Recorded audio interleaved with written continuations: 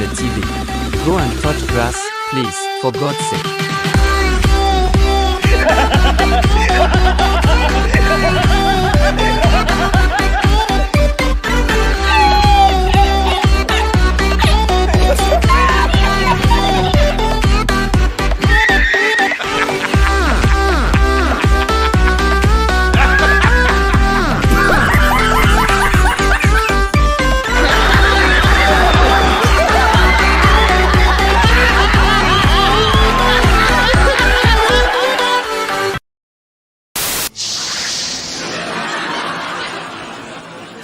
Sutek gets filmed in front of a live studio audience. Damn you, Sutek!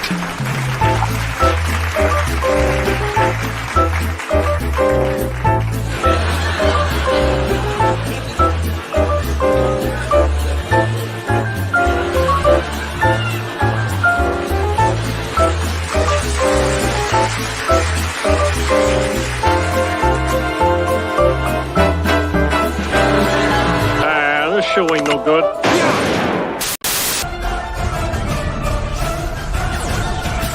Hello. I'm a bender. Who the hell are you anyway?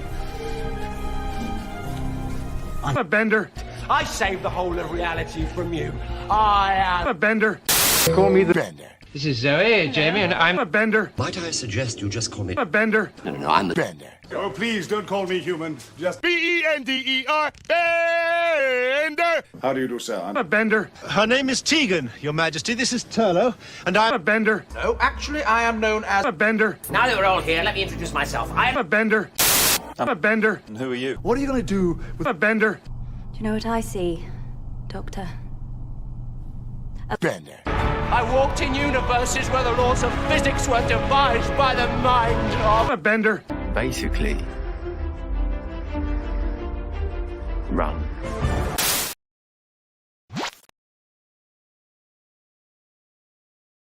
Start the car.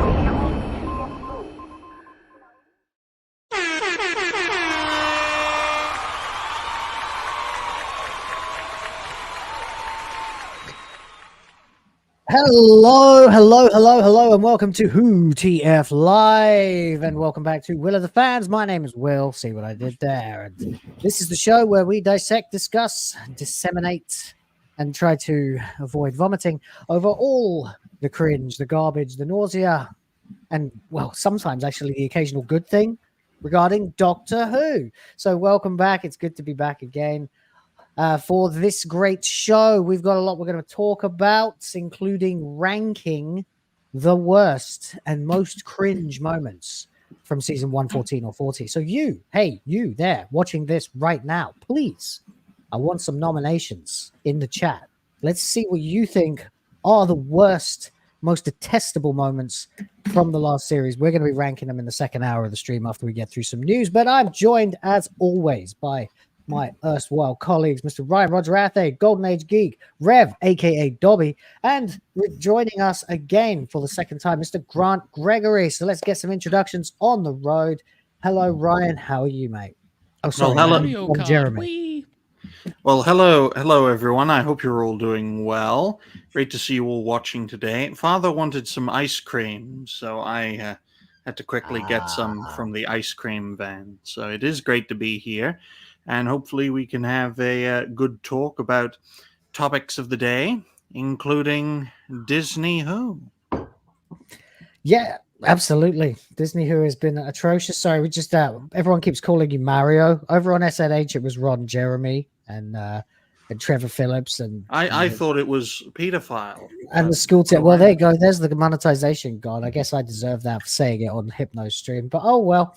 But I think Captain Lou Albano's Mario is the definitive one for that moustache, mate. Anyway, thanks for joining us again. I thought it would be best if we just get all that out of the way, out of our system before it continues all the way through. But anyway, thanks for that, Ryan. Anyway, Goldie, how you doing, mate? Hello, everyone. I am back properly this time. There's going to be no delay, so you're going to have proper responses from me. I won't have to second guess what everyone's saying, but I'm glad to be back here. We're going to be talking about more of Disney Who and all the news pertaining to that, which I mean, I look forward to in some regards because, you know, it's us bashing and critiquing the hell out of it. And, you know, these people in the entertainment industry, and especially it seems the people working at Disney and Doctor Who are just absolutely mental. But, yeah, I'm glad to be here. Oh, I'm a little low, someone's saying. Should I? You are a bit quiet, mate. Yeah, I was letting you Is that finish. better?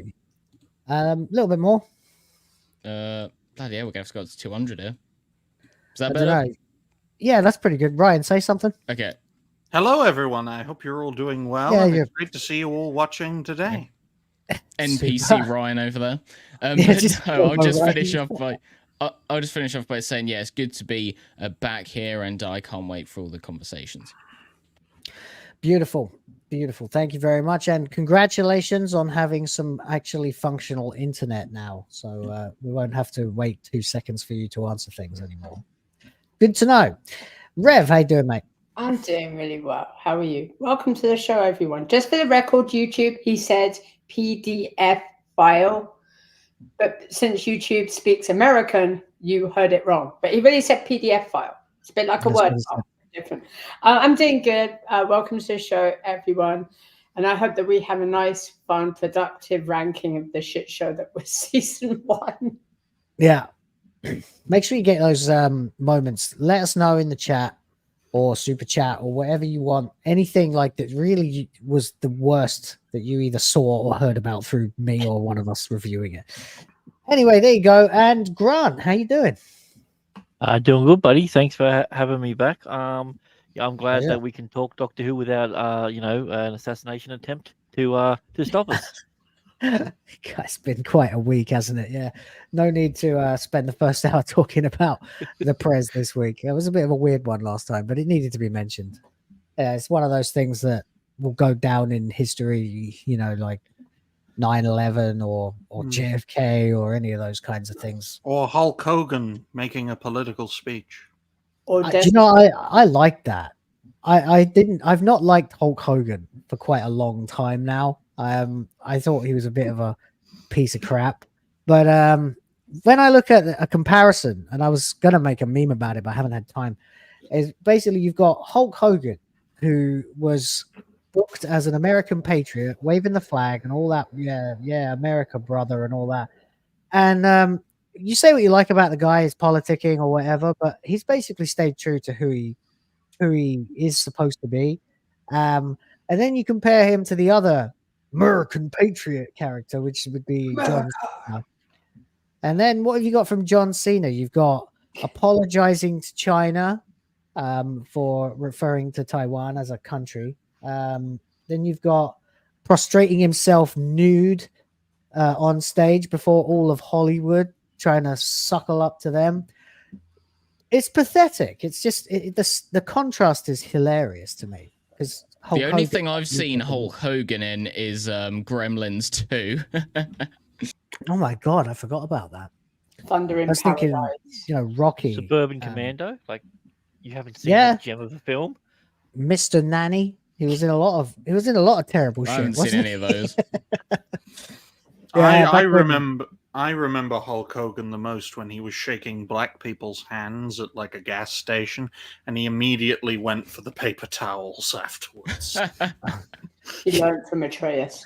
A lot of people only remember Hulk Hogan for like coming out with some racist spiel a while back, like 20 years ago now. But well, there you go. Anyway, shout out to Hulk Hogan if you're watching. You can join us on the stream if you'd like. But anyway, yeah, Doctor Who. That's what this show is about, and we have a lot that's been going on, despite the fact that the show has ended. Jesus, what was it now? Like a month ago, almost. That it actually wrapped up. And Space Babies aired over 2 months ago. It's crazy. Well, it's kind of weird how quickly all that time passed, even though it seemed like it was dragging on forever while it was going on. But there you go. We weren't having fun, so that is kind of weird that it's gone that quick. It's the only series that you could call timey-wimey because it's definitely longer than it seems. Yeah, it is. You're right. You're not right. It's longer on the... No, I don't want to say inside.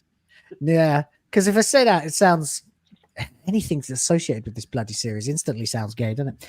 But yeah, no, it was a terrible series. There was so many terrible things that happened in it, and just moments that I will never stop laughing at or wanting to wince at. But the thing that keeps it in people's minds at the moment is the fallout, the result, because now we've got some distance from it.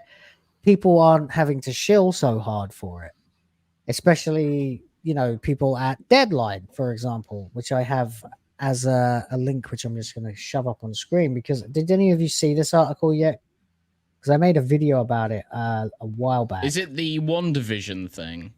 No, but let's get into that too. What's that? Oh, Russell said he came up with the idea for...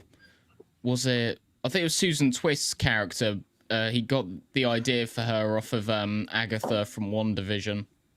Oh, for fuck's sake! So this season has been inspired by The Last Jedi and WandaVision. Now you know why we got this quality. And to be fair, I liked WandaVision for the most part. The ending maybe not so much, but yeah, if he's getting his inspiration from those, then it's very telling. I think go on. This is off topic, but they were talking about about the new Avengers, and they make the point of Wanda's son is going to be in the new Avengers movie, and I'm like, she doesn't have kids. That was that was the reason. Yeah, but in the Agatha show, Wiccan, which is the gay one, out of the two sons, is actually alive in that series. Oh, he is. Yeah, that's what it is. So. Yeah, that's the one. It goes in the trailer, isn't it? Yep. Yeah. Oh my god, I didn't see the trailer for that. I don't do Marvel anymore because of She-Hulk. I might make an exception for Deadpool. But you're not missing much. So this is what you're talking about? All right, let's have a look then. What does it say? Shooting Gatwell's first round of Doctor Who episodes was designed as a fresh start for the show. Yeah, one where apparently you take all your ideas from failing Disney products, the ones that break the universes that have been successful up until then. A line was drawn, blah, blah, blah. Grief and trauma slowly healing 14. What? Oh, for God's sake. 15 was freed up. That journalist, I bet they thought they were really smart when they put a line was drawn in salt because that's what David Tennant's doctor did. I bet they were patting themselves on the back after that line. Yeah. It's like, that's a reference, and I get that, and I'm the writer. Yeah. I hate writers, man. I used to want to be a journalist, a writer, and stuff. And I ended up doing what I wanted to do anyway, but I had to go an alternative route to get there because I'm so glad I never became like a professional journalist because I'd be in the club, most likely. I'd be one of those. It's kind of idiots. Disgusting to say journalist, and it's like, ugh. It is. It's a slur. Better it's to a be called. word. Yeah, it's better to literally be called a cunt than to be called a journalist, ladies and gentlemen. That's a compliment, Ryan. In Australia, yeah. Yes, you're Australian, though, Grant. And to some extent in England, too. In America, where YouTube is, though, it's demonetization fodder, apparently. But there you go. I mean, if they're going to go with this, why not just give the Doctor the Darkhold and be like, hey, check out this book. What could possibly go wrong? There probably will be something like that. It'll be some sort of weird ancient text from before time that someone has and the Doctor has to use. And he's like, oh, no, this is like a dark reality. I can't use that. Doctor Who versus Death Note. They have to find his name to write him in the Death Note. But he's Nakuta Gatwa, he can't read. What is this? This is nonsense. What's he talking about? It already was done with WandaVision. Are they talking about like how they changed the name Agatha Harkness into Agnes? Mm-hmm. But that was her disguise name. I think he said it was something like he likes the idea of everything revolving around one person and it being a twist that, well, and I suppose you could say twist. in season 20. I think you just like the idea of, everything happening around one person and a recurring character showing up, and the audience has to figure out who they are. There's a lot of similarities. So he didn't watch WandaVision because Agatha had nothing to do with anything. Literally, her only contribution was to make a boner joke and kill a dog. That's it. Yeah, that actually was. To be fair, Grant, I don't think Russell has really watched any of Doctor Who, if we're being honest. No, he probably hasn't watched any MCU either. But he says, I remember Nicholas Schindler, a producer I work with, he's always got to drop his other series, isn't he? Especially Queer as Folk. He's always got to be talking about that bloody show. He's never got over that fucking show. He's always talking about Queer as Folk. Because he's trying should have got a third season, man. It should have, I worked so hard on this, and it should have got a third season, but it was just too progressive. People weren't ready for this. We're like, yeah, I know, you've been saying it for 25 years. Yeah. Everything from Russell just comes off as, I want to get back at you. So like you say, he wanted a third season. It's like, right, I didn't get that. Right. Well, I'm going to put all this into something else that you love. That is it. He wasn't always that way. That's the problem. Yeah. Well, I think it's a combination of things. He was calling him out publicly, and now he's affirmed all the shit that he did. I think it's a combination of things. Obviously, times have changed, and progressivism is much different to how it was back then. And also, he's got less restrictions on him. There are people holding him back, way back when. So, I listened to a 2-hour podcast or something he did with someone, a very not a prominent content creator, and he was talking about gridlock, and I love that episode, but the way he was talking about it, and sort of, I included gay characters because we don't really see them, and I think we need to just put more and more and more into there until people don't really question it and things like that. He likes to recontextualize things, which yeah, I know. It's just the way it's all this revisionist crap. It wasn't in your face either.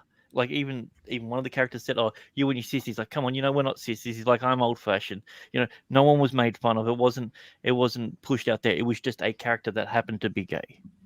But well, now, here's the on thing. another Here's planet. the thing. Activism is in itself a business, so they need to create victimhood. Yeah, they do. That's the problem, you see, because as we've pointed out many a time on this show, in 2005, when Doctor Who came back, there already was very little stigma left to being gay, virtually none. I already had several friends who were gay at that point, and it was just a normal thing. In fact, it was chic at the time.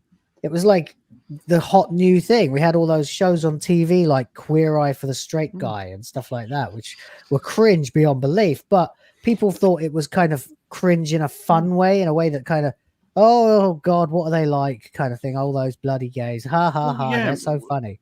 Peak acceptance, acceptance, not so harmful sort of thing. It was a softening of them, essentially. Well, peak acceptance of minorities in the UK happened in 2005, and I personally thought, before the crisis of 2020, that the reason people were getting, more and more annoyed with minorities of all sorts was because of the financial crash, credit crunch, lack of prosperity. Because, when people don't have a lot of money, they tend to find someone easy to blame. But more and more, as the agenda has been ramping up in the 2010s and 2020s, I found that the propaganda doesn't work anymore, and it's having the opposite effect to such an extent that in the late 2010s and even in the 2020s, acceptance of sexual minorities is under 50%, according to monthly polling that they correlate towards the year. And we're getting to a stage now in the UK where acceptance of sexual minorities is at its lowest level since the 1970s. Because people are sick of it. They're sick of having, in the workplace, you got to put up with it. Entertainment, targeting kids, trying to bring kids into that lifestyle. There's, I'm always a firm believer in if whatever gender, whatever sex you want to have or whatever, leave our kids out of it. Like Doctor Who it's a family show. More important, it's for kids. We don't need to see this shit in the show.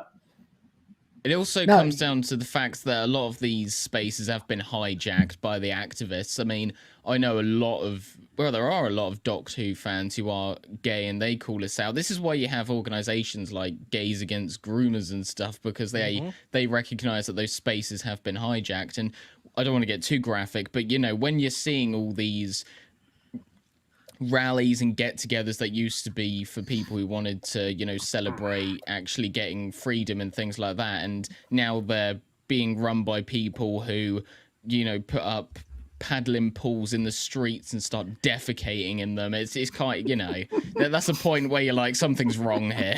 That's civilizational collapse. That's what that is. We all have gay friends. I mean, Goldie's on the panel. Yeah. Fair enough. What the fuck's that supposed No, to mean? Goldie's not gay. His boyfriend is. Oh, right. Yeah. Hell, I don't know. I've never asked. That would be news for me if it was true. I don't know. But I mean, if you also look at the character of Captain Jack, right?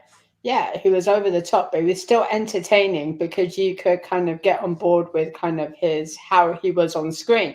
And not only did he help really boost Doctor Who, but he was great in Torchwood. Nobody cared if he was gay. Nobody cared what he was doing because it wasn't all lecturing. It wasn't like, oh, hey, we're going to lecture to you this week on how many relationships you can have.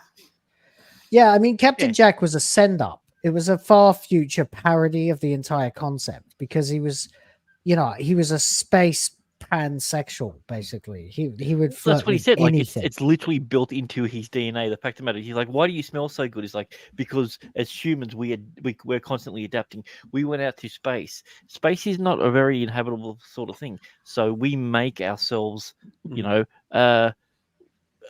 susceptible to breeding and everything like that. So we're very attractive just on a base thing. That's like 5,000 years in the future. So they had an in-universe thing that made sense. It's just like everyone's horny in space because there's nothing else to do. Well, I will say, though, we love trans people as well because Dobby's on the panel. Oh, shut up. He's even wearing a pink shirt. Nah, demons, like demons.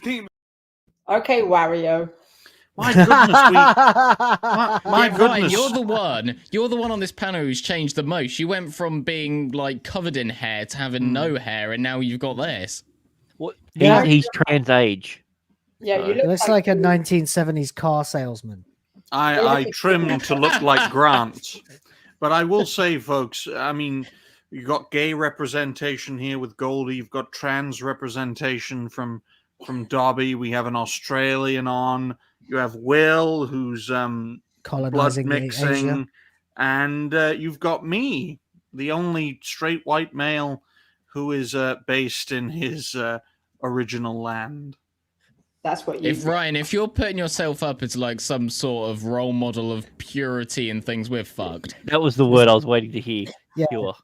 It's probably not a good idea to look like a drug dealer if you're going to do that. Yeah, you have Pablo Escobar type. I am Chinese. I just realized how much he looks like Cheech Marin without his glasses now. He's Lion Lodger Ate. Lion Lodger Ate. Actually, we have that in that video that I made a while back. I made a video ranking because Alyssa Mercante put us all in a list of her most hated YouTubers, and I did it as a bunch of One Piece bounty posters and put some Japanese voiceover in it, and it goes Lion Roger Ase, which is very funny. But there you go. Yeah, Ryan. Tom Selleck didn't age well. There you go, Ryan. Oh, dude. This is bad. It was worse on SNH, though. It was all jokes about not being allowed near schools and things like that. Stage 4 cancer's coming for you, Dobby. Bring it. Oh, no.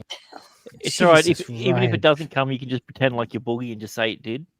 So, get all that money. Yeah. It could be worse. I could just dye my hair in like multicolored. No, I'm not going to do that. I wouldn't recommend it to anyone ever for any reason, under any circumstances. It's just not cool anymore. When I was 19, dyeing your hair weird colors was cool. Yeah, for a period, mine was blue. I had blue hair. Gay. Fuck you. I You did, don't I even did the have least any gay hair. thing out of out of all of yous, I had dreads and then I went to frosted tips, like everyone Oh, else. wow. Yeah, I had frosted tips right before I dyed my hair blue. We were all punks when we were kids, you know, but that was back when being a punk didn't mean like going to pride rallies and protesting for Palestine. These days, what they actually you used to just be a complete dickhead when you were a punk, basically. And what's the difference between a punk and a pufter? 20 years. I mean, it's 20 years later, and I'm marrying someone, and I have a baby, the blue hair thing. Yeah, I had blue hair. The blue hair. Then I had weirdos. long hair. Yeah. Then you've seen the picture. Then I had hair that was down to like my shoulders, and then I cut it all off and grew up. Because it has to happen one day, people. Anyway, so this Agatha thing, then, what exactly did he steal from the Agatha Harkness idea? What's the gist, Goldie? It's just the idea that all these events are happening around one character, and there's going to be a huge twist at the end where they're revealed to be something that, you know, we didn't think they were. It's all the superficial stuff, really. But I mean, if anything, then WandaVision stole that from Doctor Who, because fucking RTD was doing that 20 years ago. I mean, there were always overhanging arcs that would result in some new villain. Oh no, these arc goes nowhere. That's the new twist.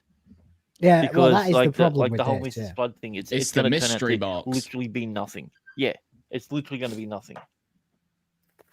Yeah, well, I mean, that is what it is now, because he realized that J.J. Abrams got away with it.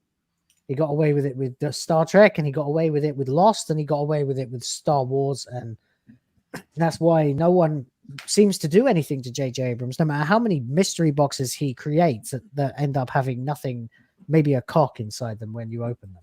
And there's been like no there's been like no backlash, no real repercussion, no punishment for constantly writing these unsatisfying stories. That's because he's He willing still to makes millions of dollars. That's the problem. He's still that too. He's also willing to defend his story concept.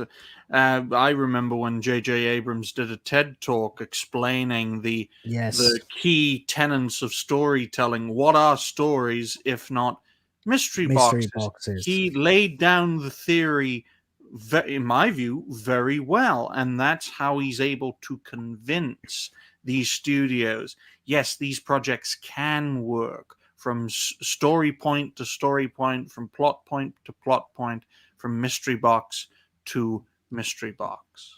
Yeah, do you think also the reason it's so convincing to them is because studio execs, all they really think about is, you know, how can we franchise this idea, or, you know, create lots of merch and all that around it. So one of the key tenets of the mystery box is that you need to start from somewhere. There'll be many iterations of the story, or different, you know, films in a series, and then there'll be some sort of reveal that is usually underwhelming, but most of, you know, the concept of the mystery box revolves around having multiple movies or series to keep on building up that mystery, so it probably appeals to them because they can attempt to make a lot more money from it. Well, look at the first Transformers movie. They were literally hunting a fucking mystery box.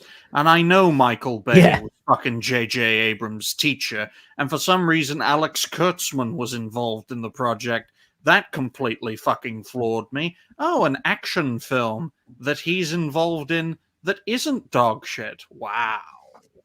Well, Alex Kurtzman, who Russell was going to be doing a panel with at Comic-Con. Yeah, I know. I was going to say, it's going full circle now. But I mean, it's like the head of a car. That's the problem. The producers and the executive producers, they're like the guy who owns the car yard. They don't give a shit if the cars are good. They don't care how it runs, as long as it makes money and it sells and people are talking about coming here. That's all it is.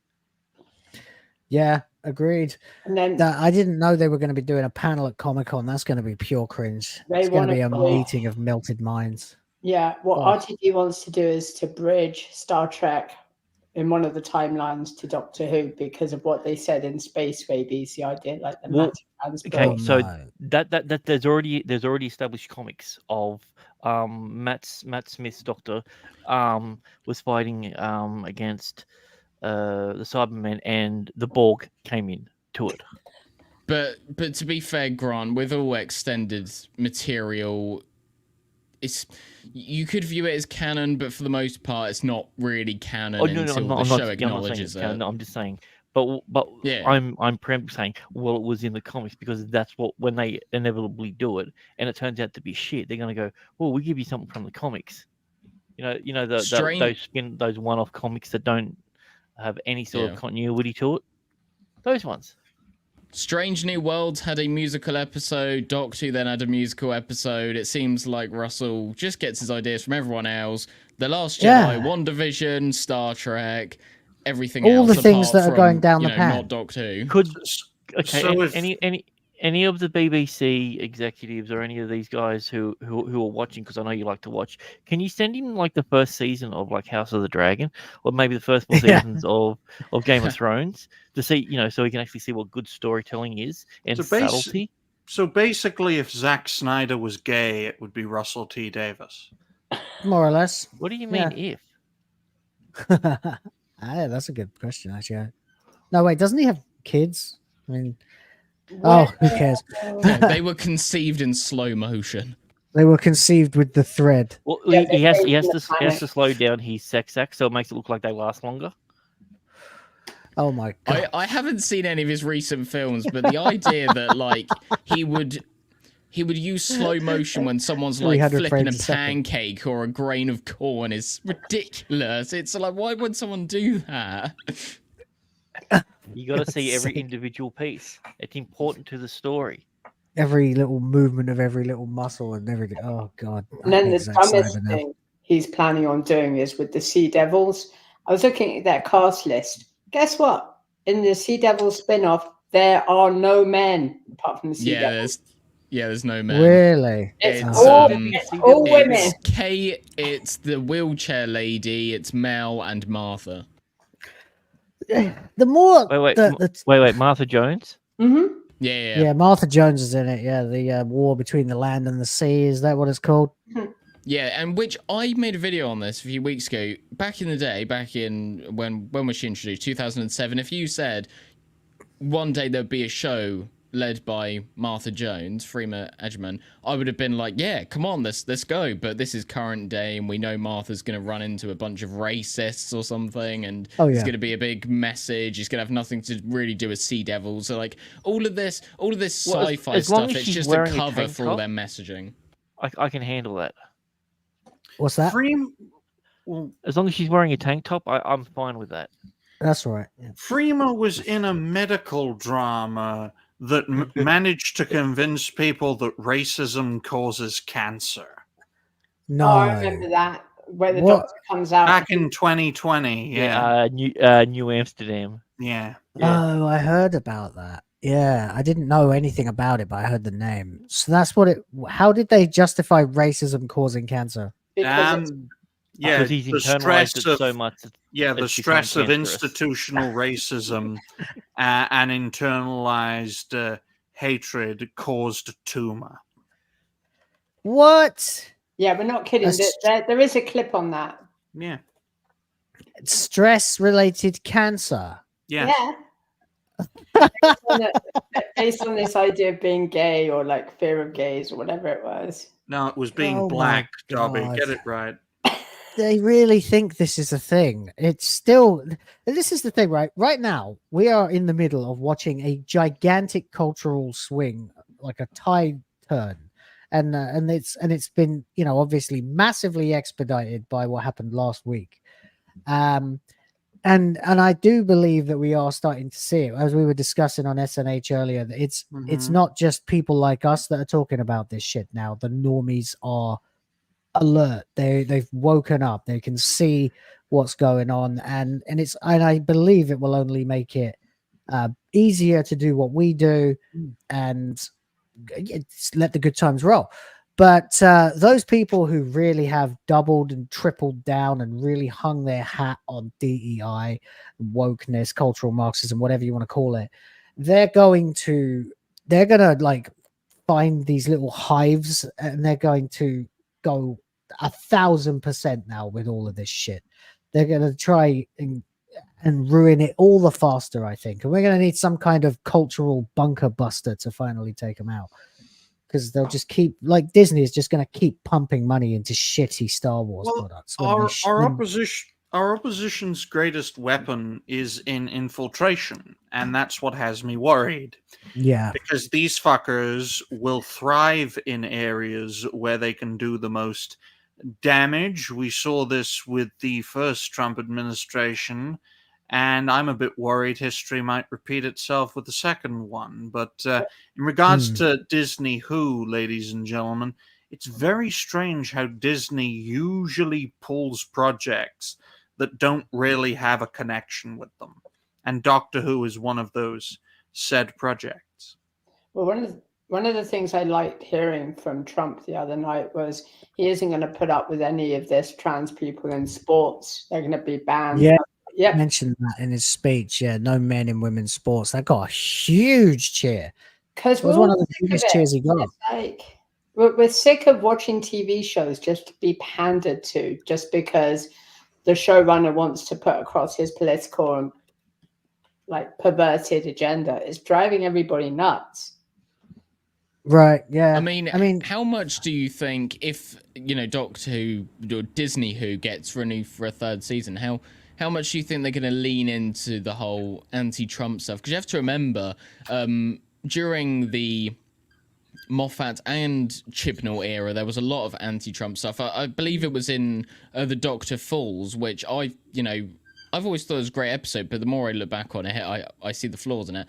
And there was a line in that which said, like, where the 12th Doctor says something along the lines of, there's a lot of certainties in life. It's a sewage, death, and people like Donald Trump. And I believe in season 10, you also saw an image of Donald Trump when the monks were like creating that fake world or whatever shenanigans they did. And then in season 11, Jodie's first season, you had the whole... You literally had a guy who was Trump, basically. He was like, I'm but running also for at the same time hated Trump. That was the dumbest thing. They put a Trump allegory in there, and they made him anti-Trump. And that's sort of in the same vein of is how you can't have male characters punching female characters nowadays, even if the male character is a villain and what his if it's trans? active Double not. Definitely not. It's the idea of you can't even show villains doing villainous things, because they seem to think that if you show a villain doing villainous things, then that's sending a message that people should do villainous things, even though it's a villain. That's the context behind their actions, but they don't really understand that. Everything is all superficial because they don't actually look at the content of the story. Yeah, you're absolutely right. That does happen all the time. A villain can't do anything that would be considered especially egregious or horrible, or racist or sexist or violent to marginalized, whatever, because they can't put it on TV because they think it might inspire people to actually do it. But the point is that that's the bad guy that you can't. It's like they didn't want to have Bowser kidnap the princess in Mario. And it's like, but that's what the villain does, you know? That's exactly what a villain would do, you know. But it's just ridiculous at this point, because maybe I understand why, because half the media is trying to write stories that identify with the perspective of the villain, like movies like Cruella and stuff like that, that try and the Acolyte. A bunch of dogs knocked her mum off the ledge. She was clearly justified. I mean, this is what they get. So you got motivation on the planet. Yeah, absolutely. Like, but dude, people go to that because it won all these awards. That's like it is a meme within itself. That, like, you know, why did the villain turn bad? Oh, well, you know, the mum got knocked off a cliff by a bunch of whatever current thing is, you know, more or less, yeah. Yeah, it's just how it works. I mean, you take heroes and deconstruct them so that they act villainous sometimes. Then you have villains who you're supposed to identify with, even though you know that they go on and do horrible, horrible things. That's why they always have to make them a prequel, these kinds of movies. Yeah, just to make the villains sympathetic. Only works once you've built something. You can't deconstruct something that you haven't built yet. But they always start off, well, this is a deconstruction of the male character. What male character? What character? You can't deconstruct a character that. Yeah. Yeah, they've written themselves into a position now, basically, where they can't do anything. They literally can't do anything, which is why we're left with sludge That's what we get. We get this sort of half-hearted sludge because everyone's too afraid to have anything go just that little bit extra to be really shocking or incredible. So this is why you end up with, like, again, the Acolyte, which is just a lot of people standing around talking apart from one episode, because they're just, you know, they're trying to say, oh, well, you know, the Jedi might be, you know, not as great as you thought they are. And meanwhile, the villain, the Sith, they just want to be free to practice their dark side force use in peace. They're just trying to exist, you know. Seeing a politician criticize the Jedi for being, you know, oh, you guys, you're a bit of a cult, you're a bit of a religion that's beyond government control, we should rein you in. The idea of being lectured on moral consistency by a politician, no. I mean, the other stupid thing was when they tried to remake Quantum Leap, and then they're wondering, why didn't it work? Well, because you fucked up the storyline. That's why it didn't work. It wasn't even about the diversity cast either, because the guy that does a good job with what he's got, but he's not given anything to bite onto. That's the problem. Is Ryan, like, you know, snorting his microphone? I don't know. I heard my fan on, you twat. Oh, it's your fan. That makes sense. His only fan. And I was going to say, there's another similarity between Doctor and another franchise, and I know it's kind of the other way around. It was more like Leslie Headland was copying Doctor Who, but, you know, in Spyfall we had everything you think you know as a lie, and the Time Lords are these evil people who kidnapped this black girl and, you know, tortured her, and in the Acolyte you have all the Jedi are really the evil people, again subverting the whole, you know, good people are bad. Yep. I mean, that's basically all they can do these days. I mean, they even in Zack Snyder's stuff, it was done to some extent. Like, you can't have Superman just be this, you know, let's say, for the benefit of being fair, kind of one-dimensional, super good guy character who always saves the day. But what you can do, and I understand those criticisms, and I understand the need to sort of ground heroes I advocate and for things those. like that. But here's what you do with characters when you're gonna present them with a challenge. You either have them change and adapt, or you have them sort of adapt to, or you have the situation adapt to them. So like with Captain America in the first Avenger, he is very much the hero. Everything is sort of traditional good and bad, and he doesn't really change as a character. Captain America never really changes. It's Everything these situations changes around he him. gets. Yeah, exactly. So in the Winter Soldier, you have a very different world, a world that no longer is fighting, you know, no longer an America that's fighting to protect America. It's all about self-interest in governments and things like that. So he's adapting to that new situation, and it's because the situation has changed. Yeah, he does change. He turns into Joe Biden at the end of the series. Okay, he does right at the end, and he completely shirks his duty and apparently allows 9/11 to happen. But that is actually a really good point, because in the MCU, and this is one of the last good arcs a character has, like Iron Man and Tony and Captain America effectively have opposite arcs, where one starts as completely rebellious and unto himself and won't allow anybody to get involved with him or what he's got going on. You know, I've successfully privatized world peace, that kind of thing. And by the end, not by the end, by Civil War, he's allowed himself to become so consumed with his fear, his paranoia, his PTSD, that he ultimately sides with the government, who are just trying to police them. While Captain America starts off as an obeying, loyal soldier who follows his orders and does what's required of him by his commanding officers, until he realizes that all of them have become these corrupted pigs, and now he has to go into business for himself and represent what he truly believes in. So they in many ways they cross over each other in Civil War, and that's one of the most interesting things about it, which I think is why in the end Captain America managed to go from a potentially irritating Boy Scout kind of character to one of the most interesting of all the Avengers. Well, Captain America is the hero of let's just call it the Infinity Phase, and out of all the heroes, Captain America is the most villainous. He literally goes back in time for his own selfish reasons. In the while they're end, in the he middle of being able spoils to the do whole that. thing. He has the ability to save millions and millions of lives and chooses not to. Yeah, he lets history unfold exactly how it did. Yeah, I know. Civil War is a movie you wouldn't be able to make today because it requires writers who can understand both sides of the argument and present convincing arguments for both sides. And, Yeah. you know, even though I agree more with Captain America, you can still see why Tony did the things that he did. You can understand on a human level, even if you don't necessarily agree with it. I ain't signing no fucking government gag order, Accords, you yeah. motherfuckers. You can get fucked. Where's my Well, I mean- super iron suit that's like 20 times size? I'm team Captain America based purely simply on the fact that I have no powers. Right. So I think these fuckers need to get reined in a little bit. But if I have powers, no, fuck it. Let's go Captain America. It's very situational. Yeah. I did this video on it was the new Captain America movie, and I made the point Sam Wilson is not Cap. First of all, he didn't go through what Cap did with the transformation, get frozen, save the world multiple times. Sam Wilson's just a professional. Sam Wilson.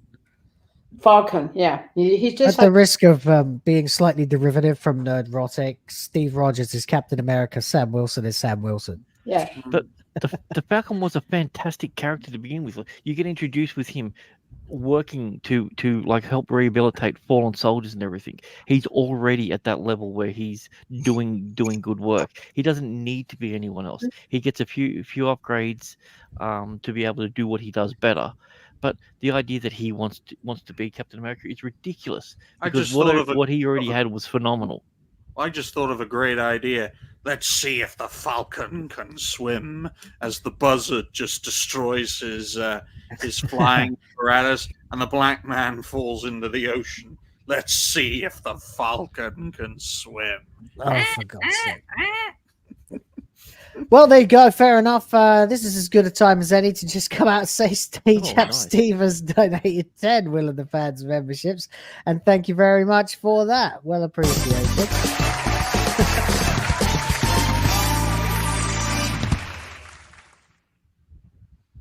There you go. So, you lucky people all turning green. That's very nice to see. Let's just get on to the actual article here for a moment, because I think it's very interesting that they're saying now in the mainstream that this particular section here, where it says that Deadline took the opportunity to analyze the performance of the show, basically on all sides. We know now from the Nielsen ratings that Doctor Who was, as I said multiple times, nowhere near the top 10 streaming shows in the world, nowhere near at all, nowhere even near the top 5 Disney Plus shows, and Disney was never anywhere above like position 8 in the rankings, apart from, and that was actually Bluey, which was blowing everything else out of the water on Disney Plus if you were looking at the right websites. Now they're saying whether or not Disney's going to actually stay involved with this, because it doesn't seem like it's going to be in any way profitable for them, whether it's worth it for them or not. And one source apparently close to the production, which they've said is a verifiable source that they've used before, says that the series' future hangs in the balance already. Do we actually think that there will be a season 3? No. You really don't believe no, because people down? Disney's kind of hinted at if the war between the land and the sea fails, then they accidentally let slip that there's 2 endings for season 2. One is where the Doctor dies but doesn't regenerate, and then the other ending is like the standard ending that they want to do for season 3. But yeah, they've already said there's not going to be a 3rd season. Wasn't there a Disney leak recently? And I believe one of the files said that Doctor Who or Disney Who is now considered a low priority or low budget show, which means that they're already redirecting resources from it, which the next step is inevitably cancellation. Yeah, I don't know if it was in this article or if it was in the response that came from The Independent. But yeah, there was effectively a talk of what the hell will happen if Disney decides to pull their money. And it was effectively right. So they either cancel the show, or the budget gets dropped down to pre-2005 levels, and then they have to make it out of fucking washing up liquid bottles and cardboard again. So what you're saying is Disney might be the only one that can actually do a course correction on the series. Kill off this iteration of Doctor Who, which means that there's still the actual Doctor still around. I mean, yeah, technically that would be a thing you could do. But I think more likely than not, if Disney pulls the money, then BBC will have no choice but to cancel it. Because I think they would, despite everything and despite how woke they are and how communist the BBC is, it would still be more embarrassing for them to release a paper string and staples version of Doctor Who now when they've had what they've had. Well, that was the plan originally before the Disney-Sony alliance with the BBC to create Disney Who. The BBC were planning to axe this show after the Flux had reached its conclusion. Yes, I know, yeah. It was actually saved. It's been said on multiple things. We all speculated about it, but it has absolutely been confirmed that the plan was to cancel the show. I mean, if not for Disney, I don't think we would have had the 60th anniversary specials. Absolutely not. Because yeah, probably not. And if we did get something, it would have been one episode and it would have been low budget. Because also the shareholders are, if you can't please your shareholders and you're trying to tell, you have the shareholders meeting and you can't show them any successful shows, it's which kind they of couldn't. up to them to like can it.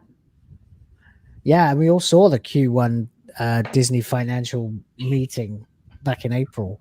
It was unbearable. Everything they discussed, there was nothing there that had actually succeeded. They had lost $1.5 billion on their movies in 2023.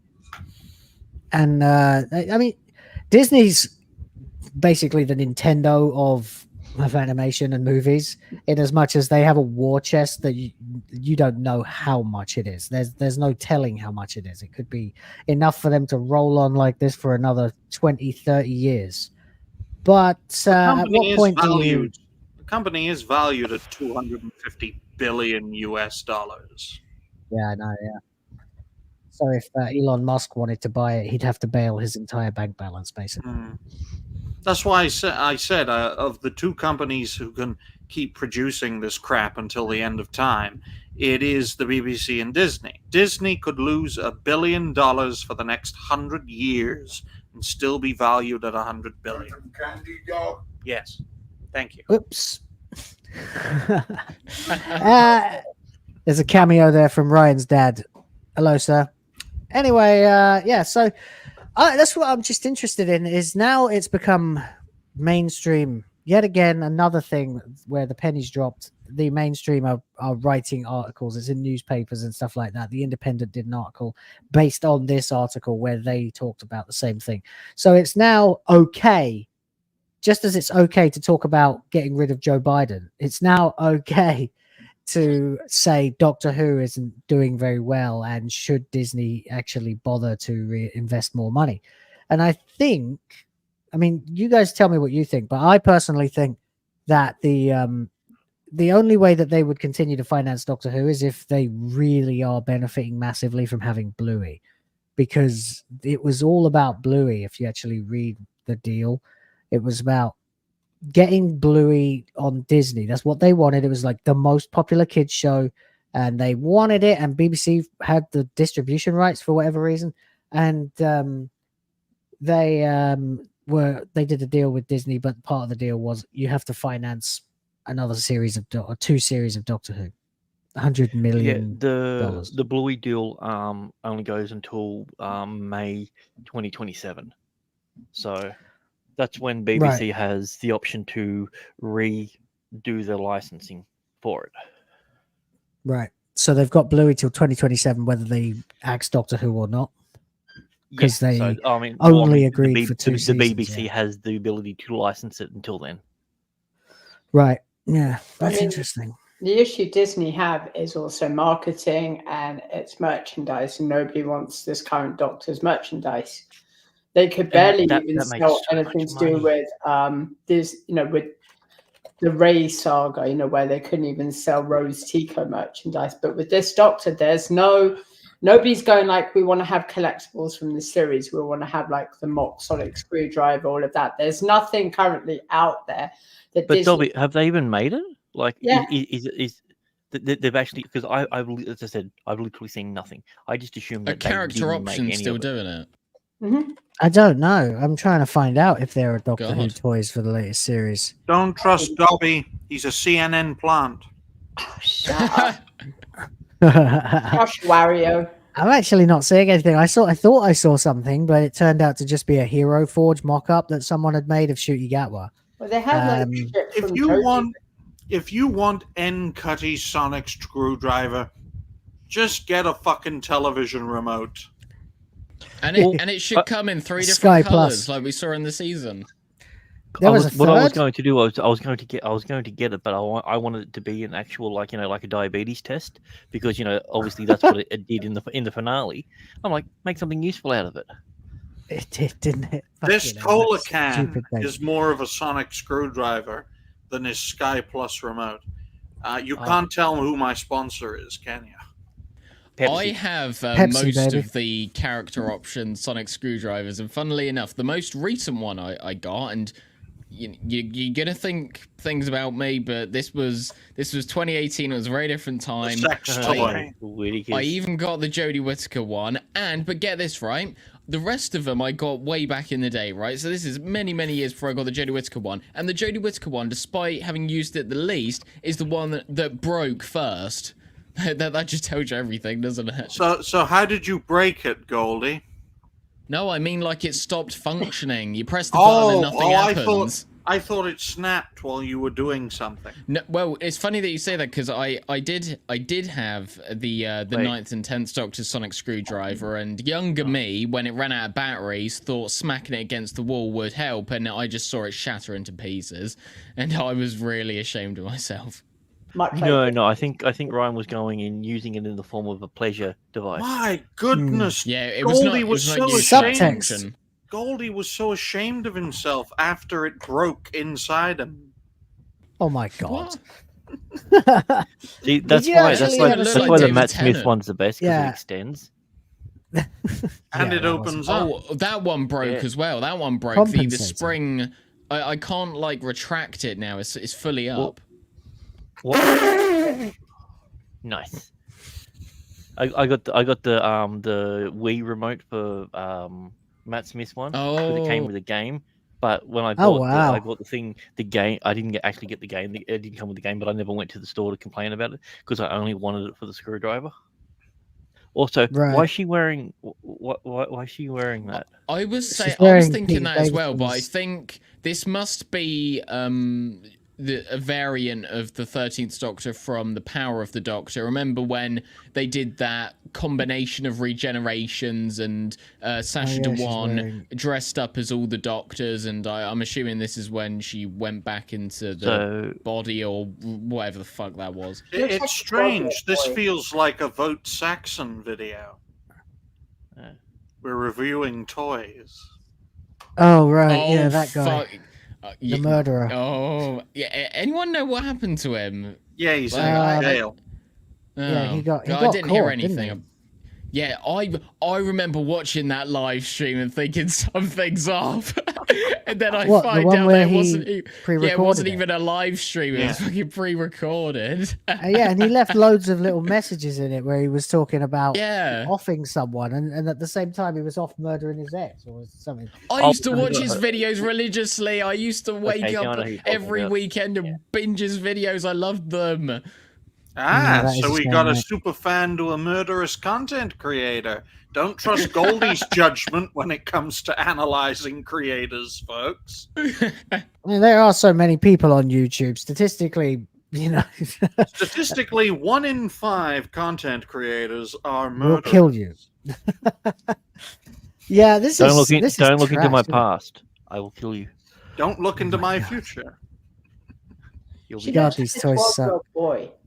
So far I haven't been able to see any evidence of a Shooty Gatwa Doctor action figure. I'm trying to find. I'm not big into action figures. I know that the B&M action figures look pretty cool. The only ones I've got are the Eagle Moss Doctor Who. No, because if figures, they release an Doctor Who 2 action figure, they'll say it's a gollywog and get it off the shelves. Oh, I love gollywogs. They are old. I don't know what that is, but it sounds racist. It is. It's an old toy from like the 1920s and did you have the like the gollywog biscuits over where you guys yeah are? Yeah. There was definitely something like that. There was definitely like a brand of cookies or something that had a gollywog on it. Yeah. Also, is that Down syndrome David Tennant? Yeah. It looks like it, doesn't it? It looks like the thing in Quantum Leap where he realizes that he's retarded. I'm a retard? That really doesn't look like him. That really doesn't. It doesn't look anything like him. Like, I'm trying her to think who it action does figure look looks like her face looks like her, but kind but of. his Not doesn't. very much. I think it does. It looks. I'd say 70% like her, whereas this David Tennant It's is about actually probably 20%. better than Jodie Whittaker because at least that action figure isn't pulling the ridiculous stupid gormless face. faces. Yeah. All right, fam. All right, fam. Yeah. Oh god, she was awful, wasn't she? This is a gollywog, by the way, That's the gollywog, and I'm gonna get it off my I should screen. have as soon known. as Oh my possible. goodness, Doctor Who 2 looks great. Oh. This is all I've been able to find. Some statues of him and Millie Gibson, or rather Ruby Sunday, and a Wraith Warrior. I don't know why. I don't recall them fighting anyone like that. In fact, I don't remember them fighting. No, that was in anyone. Star Beast. Oh, right. Yeah, of course. But That- every time I look at Millie Gibson or Ruby Sunday, I feel so Why? sad because there was so much potential with her character, and Millie portrayed her so well, but she was in this garbage, and yeah, I have you know, actually missed come to the opportunity. conclusion that she's a good actress. Dude, I really have. Yeah, she It's is. so weird. He hangs around for her to find a mum. He's like, yeah, but I want to find my dad. He's like, oh, I can't relate to that. I'm out. Yeah. Absentee father joke. Nice. So which one's the Doctor again? Is it the one in the middle? It might as well be at this point. I mean, It's the one with the 3 knees. Oh my god! Oh my god! He does have that, doesn't he? I never realized that. I need to get my anyway, hands on the speaking of- 14th Doctor's Sonic. I need to get my hands on that because that looks pretty cool. I can't even remember it. He was only in 3 episodes. It was like a nothing burger. Well, whatever. It was just depressing to see jaded old David Tennant with his stubble and his like looking knackered all the time as the 14th Doctor. He was probably drunk half the time. He's like, yeah, I'm just going to get wasted. The only thing that's worse than that is David Tennant in real life now. Which is, He's turned into a totally unbearable. complete, yeah. How does the 14th Doctor survive a Dalek attack? He uses his son as a human sheep. Oh, for God's Jesus sake. Christ. Ryan's on a mission today to disturb everybody. And yes, Ryan, how actually, dare you say son? It's non-binary. Well, it Yeah, will that's be true. when it's dead. Ty Tennant. Oh, God. Jesus Christ. This is how he's getting revenge on everyone for all the Ron Jeremy PDF file jokes. Because, yeah, he can just say all this horrible, messed up shit on the streams. And I get don't know. himself I think demonetized. Ryan looks great. He looks 20 years younger. He only looks about 45 now. I look like you, Grant. Yeah, I'm not going on camera because it's a little too similar. I don't get it. I don't know why anyone would choose to look like that. But there you go. Anyway, so that's it. Popular around I schools. think it looks like exactly. It looks look at like that outfit this that will be Shooty's the end. wearing. It's like Yeah, a it's black trash, isn't man it? wearing sneakers. That's like that's parody. Wait, did he steal surely. them? That's like what they did with the Black Thor. Do you remember that? Every time I see Shooty's Doctor, I just think of that IGN clip where someone says that Miles Morales has the swagger of a black teen or whatever. Oh, that was it. The Miles Morales. If Miles Morales was Thor instead of Spider-Man, and then they've got him literally Up on the, rapping all the way everywhere through. has graffiti on it. In the entire every yeah. single panel has graffiti Everything everywhere. is covered in graffiti. absolutely everything. He's got tribal tats and an earring, and he's wearing a hoodie for his armor, and he's got massive, great big high tops. There's not not goats enough in the shit street. Yeah, there's not enough shit on the floor for this to be realistic. You got to understand, the goats are not pulling chariots; they're pulling cars that actually bounce. Snake is on a washing line. It's like he's trying to be Samoan. He's like, "Yep, I'm just going to change my identity. I'm going to be a black Samoan." Miles they Morales based the black is- character off The Rock because The Rock's black.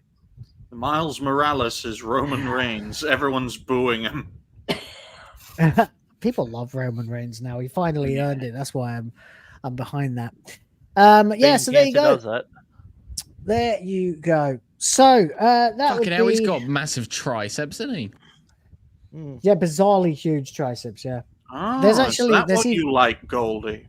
Jesus. Fuck you.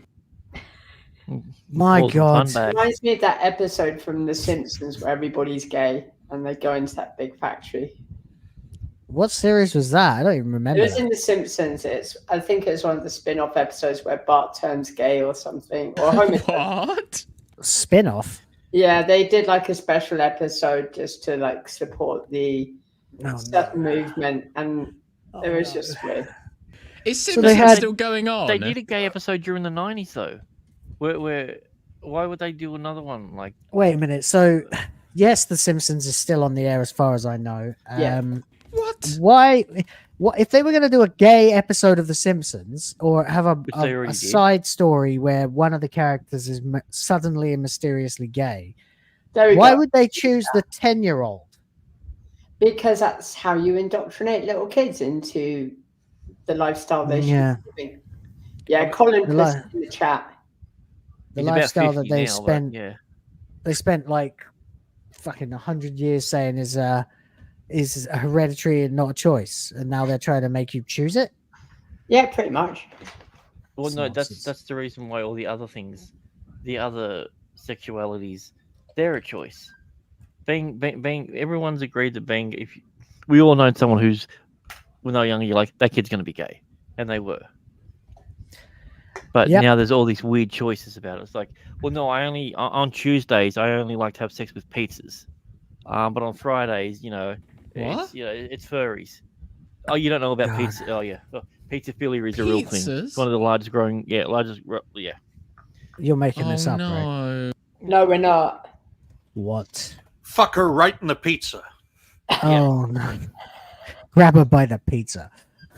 Oh, Wait, I love wait, having wait, wait, pizza every Friday. You're a fan That's of the gonna put me off. pepperoni and cheese as well? Mm. And the Oh, gay no. version is pineapple Oh on no! pizza. Oh no!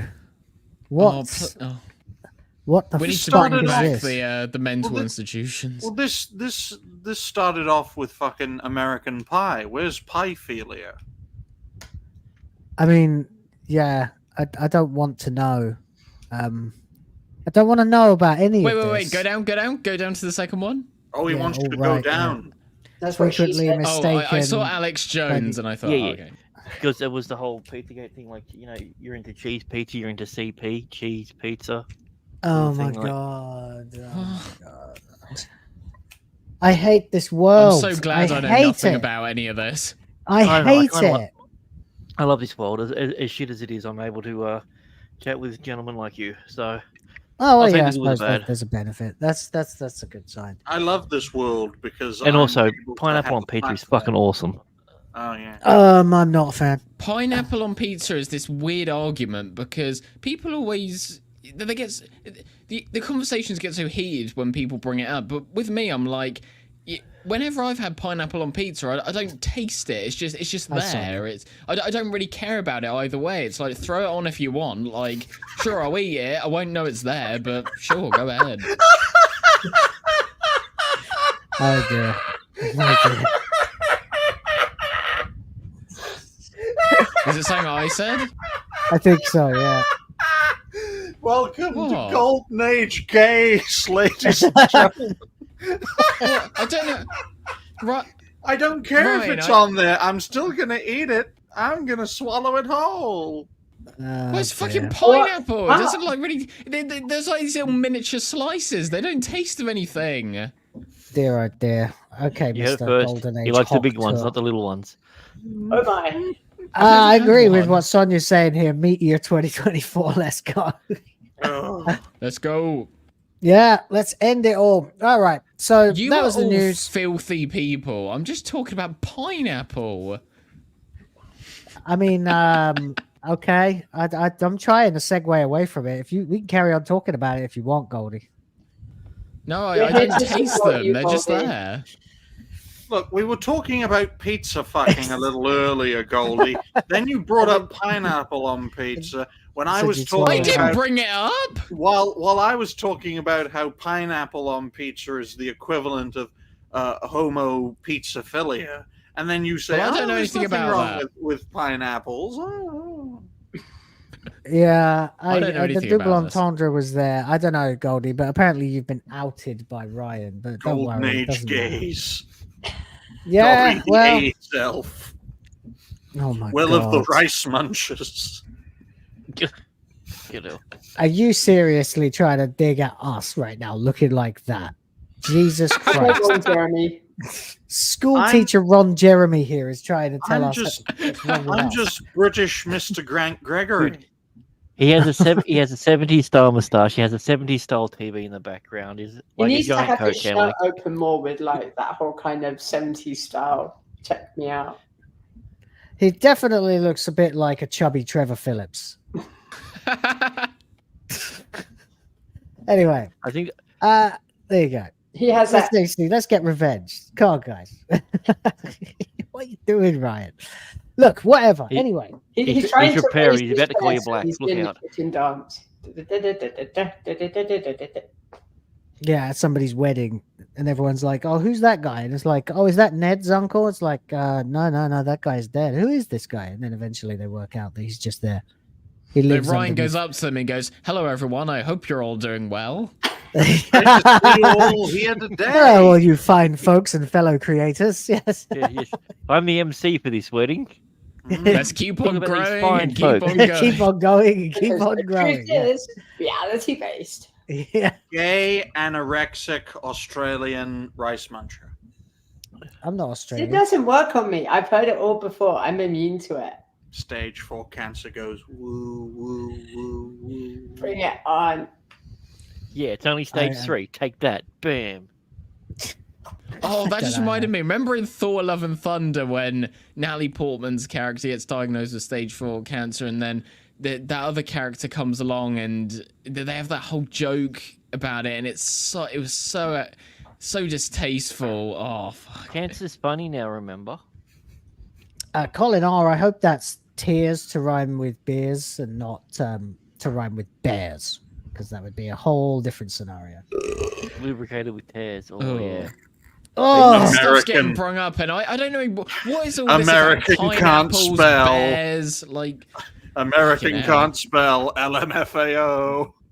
I mean, it is the same spelling for both. That's the it's not. joke. Tears and tears. Nothing wrong with I think that's what he was saying. Yeah. Anyway, never mind, because we've got a couple of member chats here. James Opp, member for 3 months. Thank you very, very much. Says, Ryan, you should have made a wig from your beard. Yeah, maybe you should, although it was kind of short. The longer older hair than beard that Dobby. you had that was much longer before, that would have made a good wig for somebody. Definitely. He kept on being mistook for Santa Claus. Young Santa Claus. Season 3 of Star Trek, the original series again. I what's the didn't like context of season that? 3 of right. Star Trek: The Original Series. I thought it was awful.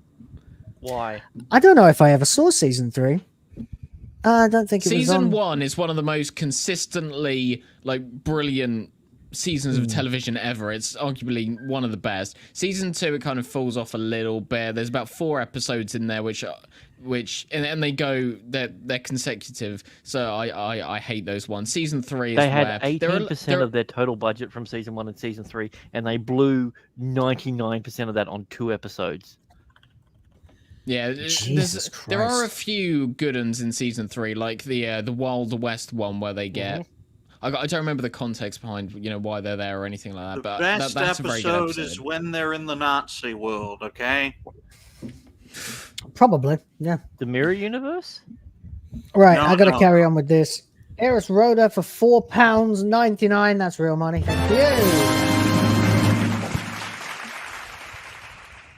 Well, afraid I have to go back to work. Safe travels. We'll have a great stream, everybody. Thank you very much. Well appreciated. So, the other thing I wanted to do on this show, just for a bit of fun, because we're all here and we've got lots of the regulars in the chat, is to have kind of a countdown, like a ranking of the worst moment from the most recent series of Doctor Who. Because I think that's just a bit fun, something we can do, and it also helps us to sort of organize what we consider to be, the true terror trash that we saw.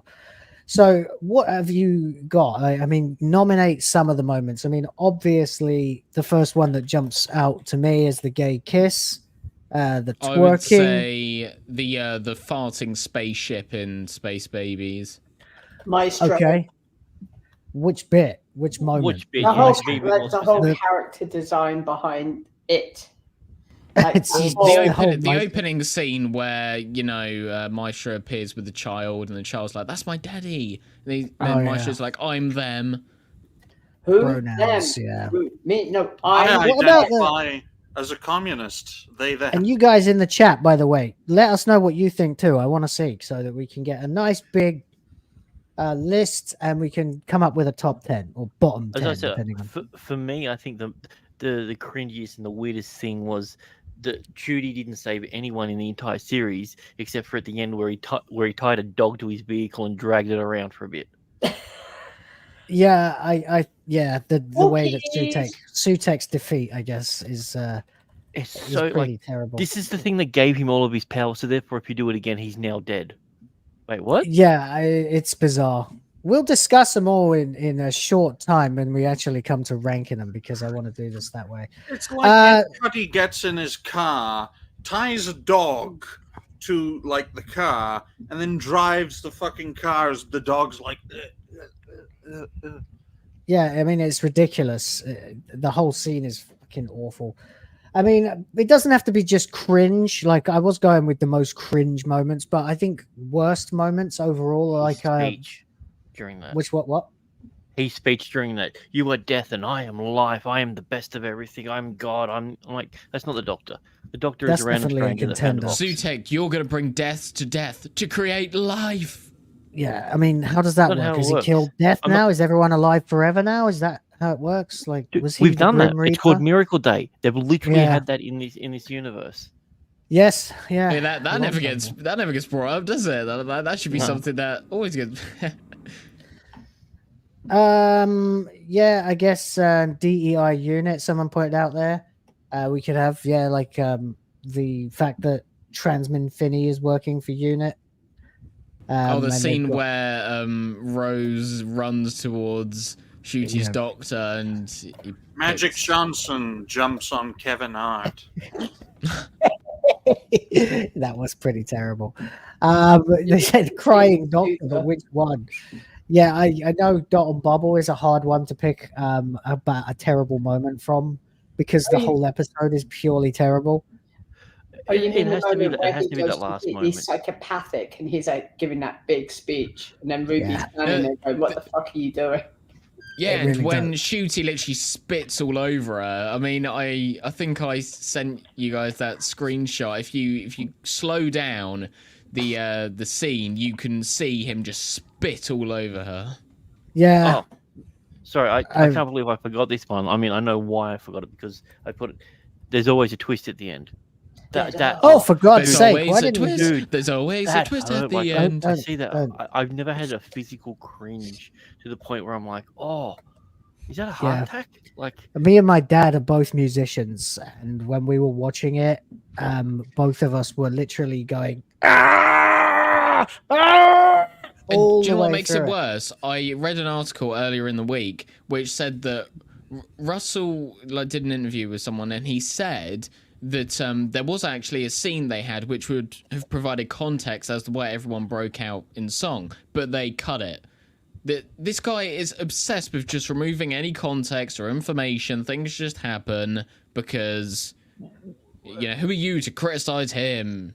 That's what he said. You won't dare criticize me. I've got to a point in my career where, I can say no to everyone. I do what I want. Yeah. That is pretty arrogant. Yeah. So what we got so far? Gay kiss, the twerking, the farting spaceship, the maestro opening scene. I mean, what about the piano scene? Furries, the birds who wanted to just role play and just take over the world using role play like sex. I mean, the whole of Rogue is just trash to me. It's by far the worst episode. But yep. I guess, I mean, if I had to pick a non-gay terrible scene from that, I don't know which one. It's just the birds. You know what I love so far? Not one of us has mentioned anything from 73 yards. No. Because he was no, but there was nothing cringe from that.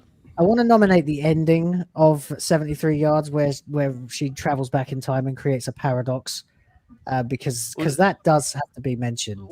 That episode pissed me off because the first half of it was phenomenal, and then it just tanks. When I was watching it, I thought this is brilliant. Russell's actually able to convey, fear and eeriness, but then it just fell off, and I was like, no, you had something great there. I like the second indicator. I did like the second part of 73 yards a heck of a lot more than the first. Mainly because of Roger Ap Gwilliam. That and the political aspect of it as well. We're finally going to have a British nationalist leader that's going to unleash full-blown nuclear warfare on planet Earth. You don't know that he was going to. She just. I would. Should we include Roger Ap Gwilliam talking about nukes? Yes. Okay. Because I don't see why that is such an issue. England already has a bunch of nukes. I mean, yeah, I guess.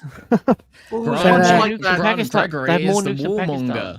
I mean, he wants to break free from NATO or something so that he can use them. That's a smart decision. Any leader probably would. It was much like it is a smart decision. Yeah, it was much like the Slitheen two-parter. It's like, why do they need to call the UN to get the nukes when Britain has its own independent nuclear deterrent? When you think about the first two-parter of New Who, it doesn't make any sense. No. They could literally just get into office and blow up the fucking world. If you're a terrorist, why go after the people with the nukes? Go after the people that have the codes. Get rid of the UN. No one can launch the nukes then. Yeah. Good point. Well, I mean, Ryan, if we're going to criticize that, then we should also criticize the fact that Mickey could hack into the government from his bloody 2005 Dell he's not a tin PC. dog. He knows what he's doing. And of course, Ruby's mother, as someone pointed out, is no one. Okay, single mother, the most powerful, 5, 6. The most powerful being in all of progressive creation, a single mother. Yeah. Who lied to the father? Not because he was abusive, but because her stepfather was abusive. Right. I don't know. So you robbed the father of their chance to raise a kid. Yeah, I mean I don't know. It's just her dad was abusive, so she took the baby away and got rid of it, and I don't know. I don't know enough about. And then she ominously just pointed at a road sign to name her child, even though no one was around. She didn't know that Ruby would have looked at that CCTV footage. Makes no sense. The weirdest thing about it is, why would Ruby know that's what she did? When like she's like, yeah, exactly. But because nothing's resolved. Nothing's ever... I would argue, Grant, that isn't the most ridiculous thing about it. The most ridiculous thing is if you remember in Space Babies, right? So after Shooty's doctor went to the church on Ruby Road, he has that flashback and we see his memories changing. And he said that didn't happen before. So there's this whole sort of aspect of the timeline has changed. Why is she pointing at him in his memories, but that didn't actually happen and that's never answered? When he went there and he saw her and she pointed, why did he go, oh my God, and then turn around and walk backwards and then go in the TARDIS? That made no sense. No. She didn't point at him originally. That didn't happen in the church from Ruby Road. His memory changed.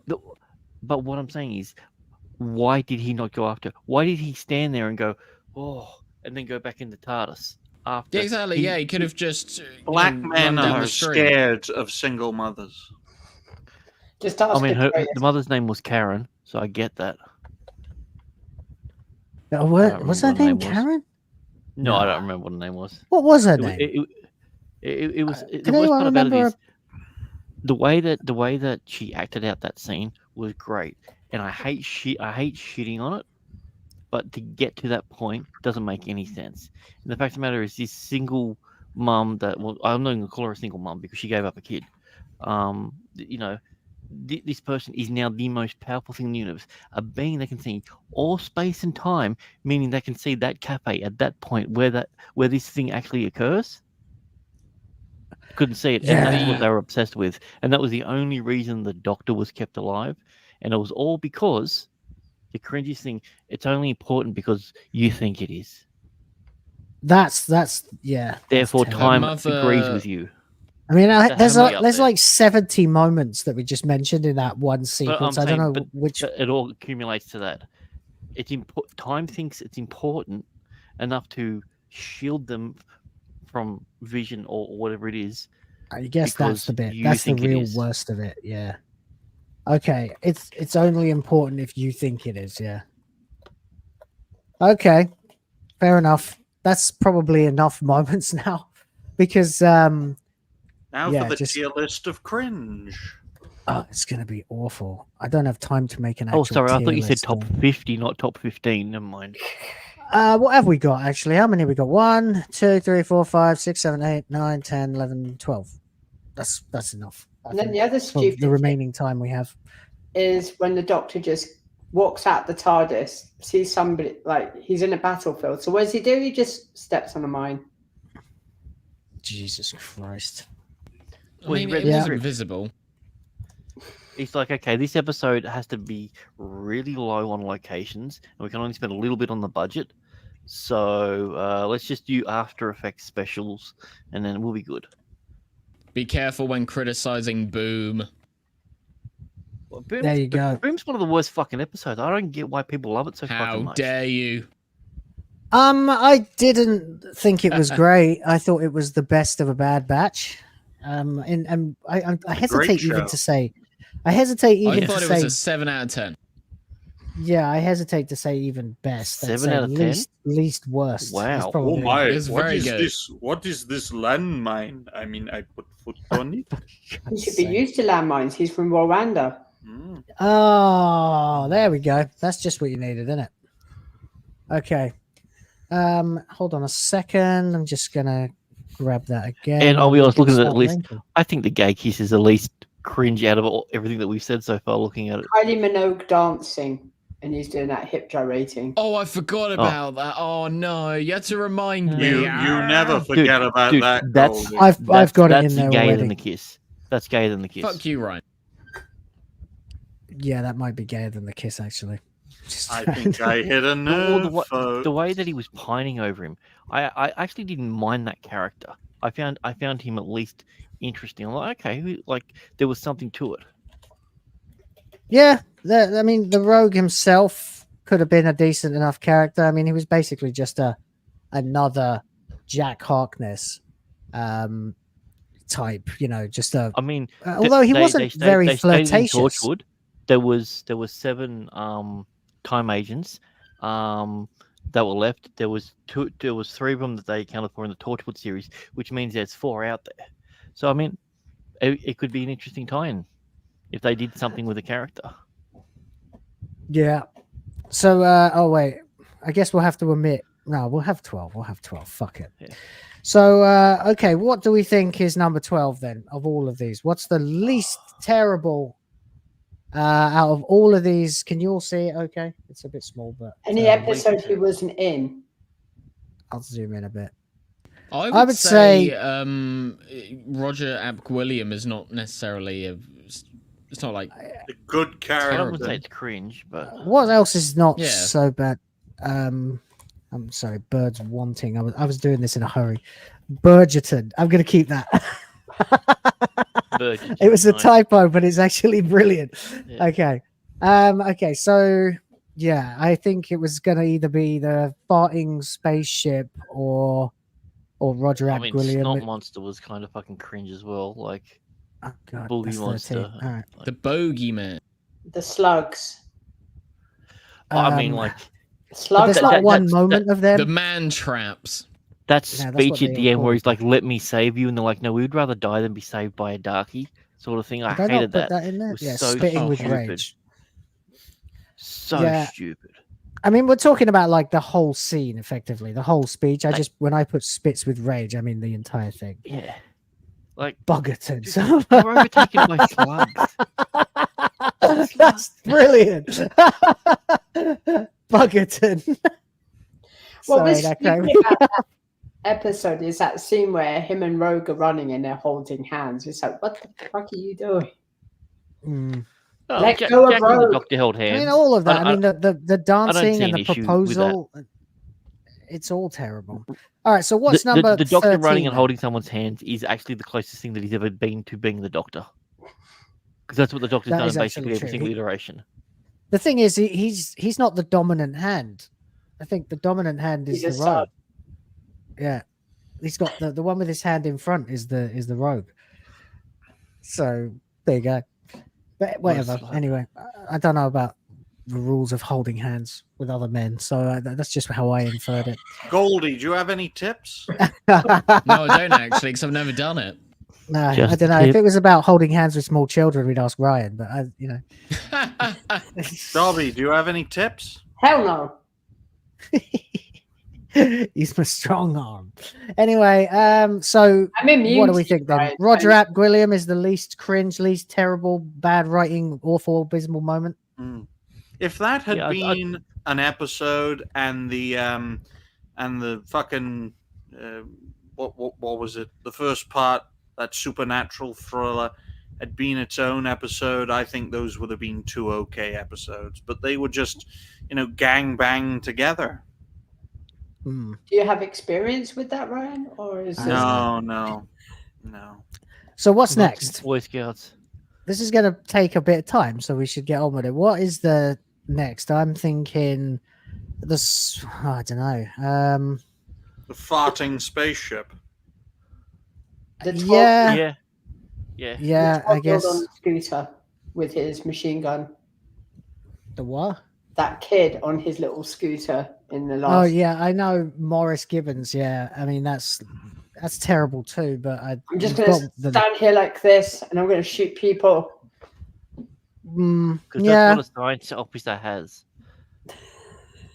Well, I mean, the fact that he needs that little stupid thing to get around anyway. Remember when the doctor was the head of the science officer for unit and he carried a gun? Mm-hmm. The irony of Dobby criticizing a disabled kid when he looks like one is something. At least I He don't doesn't look look like like a a disheveled Wario that's about to get type 2 diabetes. At least I don't have cancer. Leave him alone, bad ending Saul Goodman. Anyway, so what's the next thing? What's the next? I think farting spaceship. Farting ship, I think is. I don't You think. think it was that? cringe, I think the scooter guns is less cringe, less awful than the farting spaceship. I know it's not very good, but I'd say it's still less irritating than the farting spaceship. Morris Gibbons' guns. What do you think? Well, okay, no, I think the farting spaceship is way worse because it was the thing. I'm device that agreeing. They used to save everyone. So the less annoying one is the scooter guns, right? So that's fine then. Okay, so number 12, we're pretty much all agreed is the farting spaceship then. Mm-hmm. Yeah. Not. I'm trying to look at the others. The snot monster, is that? The TARDIS laser gun that they stole from Star Wars. Just stop adding new moments. We've got the list. Let's just arrange them. Okay, farting spaceship, bad, but not as bad as the rest. All right, fair enough. I don't know if you guys in the chat disagree. Please make some noise. I want to hear what you guys think too. Especially if we can't decide something. Probably Burgerton, because I mean, It's Go a dumb premise, but it kind of makes sort of sense in the world of Doctor Who. Aliens don't know shit about stuff, but they've seen TV, so they're like, "All right, I want to do that."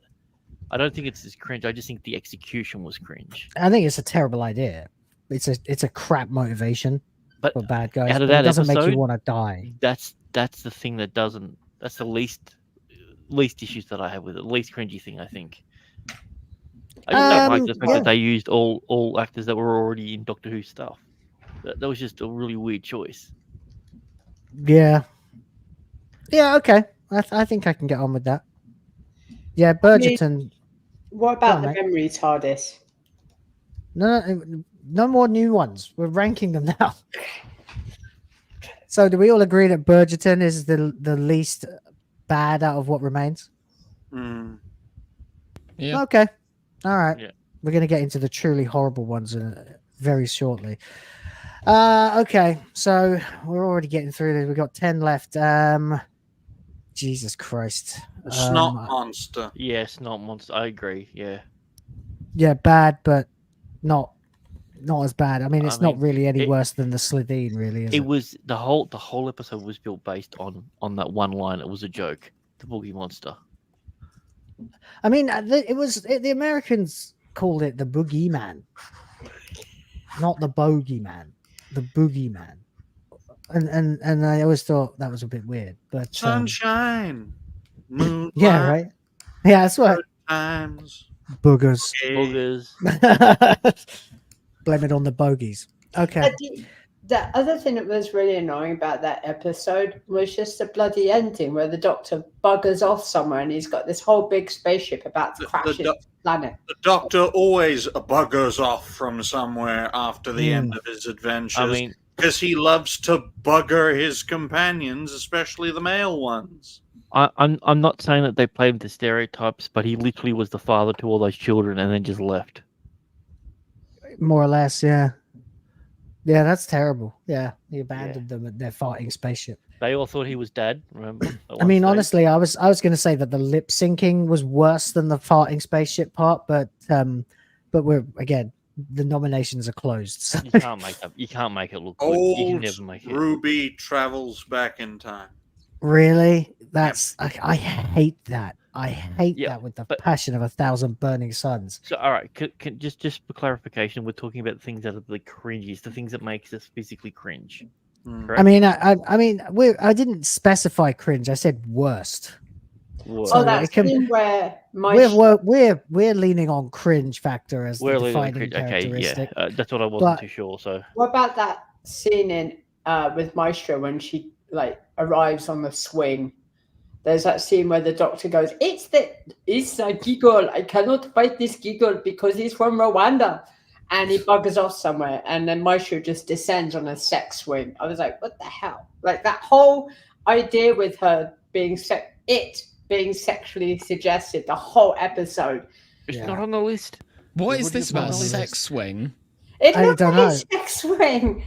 There's that bit in the episode where she descends on this swing. Dolby, in fairness, all swings are sex swings if you can have sex on them. Yeah, old Ruby travels back in time. It's like on a sex bed. It's like it's only a sex bed if you're having sex on it. I don't know. Anyway, with that non sequitur done, what is next? Old Ruby travels back in time. Really? Ah, fine. Okay, but I really think that should be one of the top 5 worst things about this series, but that's fine, I guess. Got another one. In that same episode, Unit appearing in an alternate dimension, and they're like, "Oh, hi, Ruby.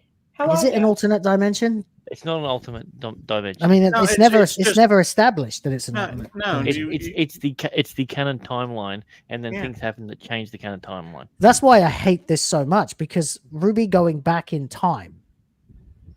First of all, we don't know how she goes back in time. We don't know how that works at all. There's no science at all. None.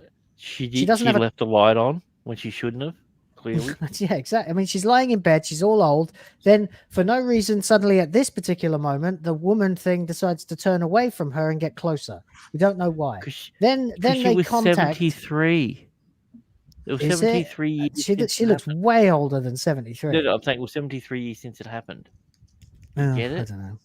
And just looking at all the other things we have left on the list, ladies and gentlemen, including Rose Doctor reunion, in my view, is more egregious because we can all have a laugh at each expense. Whereas with old Ruby traveling back in time, it's like we don't know fucking why. We're just going to pull our hair out for an explanation. It is bad, but the above are worse because we can get shits and giggles out of them. Okay, so you're saying it's worse because you can't really meme it. Okay. So wouldn't that be higher then? Yeah, that would be worse. It would be higher. It would be lower down. It'd be on a higher number because we're counting down. So then that would mean that the Ruby traveling back in time thing, it would be one of the worst moments because there's not even a potential to laugh at it. It's just stupid. Laughing at something is even worse than outright condemning it. When you condemn someone in a very serious manner, yes, you want to be serious. You want to tell everyone this is absolutely awful. But what's worse than that? Laughing at something. I'd say the opposite. I'd say if I can laugh at how bad something is, at least I'm enjoying myself. If I'm just fucking pissed off because something doesn't make sense, then I'm just in a bad mood. So I'd say it's worse not to be able to laugh. What do you guys think? What about I hated that moment. I really did, but I'm looking at what's there, and I'm. Yeah. Okay. All right. Fine. We'll leave it where it is then. I don't know. Like I honestly don't know. I'd say the Rose Doctor reunion is silly, but it's not as bad as old Ruby. I was just literally about to say that. I think that one's definitely above that. Yeah, I think Rose Doctor is number 9, and then old Ruby can travel back in time because the Rose Doctor reunion is silly because metatextually that is a man running into the arms of another smaller man and then being lifted up like a woman. It's silly. It's nonsensical. It's not canonically possible. Likewise with old Ruby traveling back in time, they'd never let a 15-year-old demon infest an organization. It's clearly a diversity hire. It was clearly recommended by its mother. It makes absolutely no sense. At the very least, it doesn't break the timeline, but since trannies are aberrants of nature, they do break down time and space, which is why I think the reunion is worse. I don't think we've done any scientific studies on that, but I mean, I'm not saying you're wrong. I'm saying I don't think I've seen any studies on it. I mean, what's more crazy, folks? A temporal inversion or a human being not going... Or a penis bifurcation. Well, yeah, basically, what's worse, a temporal inversion or a penile inversion? Or a penile inversion, yeah. Well, a penile inversion, I think, is worse than a temporal inversion, which is why I would put the reunion at number 8. You know what? I do have a suggestion for number 7. Mm-hmm. Okay, go on. I do have a suggestion for number 7. Or you might. I think the gay kiss should be there. Really? For me, that's top 3. Well, I mean, we've already. I had to watch that. Oh, that's... We'll do. Captain Jack did it with the Doctor in the first season. Yeah, but it wasn't romantic. One of everyone's favorite. What's the Jack? Yeah, but it wasn't. It was quick. It was done. It was respectful. It wasn't like the swelling climax of an episode, which is what I'm pretty sure one of them climaxed. Yeah, I know. Yeah, I was waiting for someone to make that. But what I'm saying is, when it comes to things that were done that I've seen that in Doctor Who before, so it wasn't like it's like okay, they're doing it again.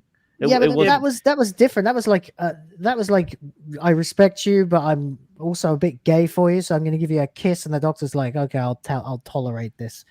Whereas this, I've never seen the Doctor working. Yeah, that's for sure. That's worse. But I'm sorry, Grant. It's not 2005 anymore. Now the episode was built around that kiss. Like the music, the orchestra swelled when they kissed.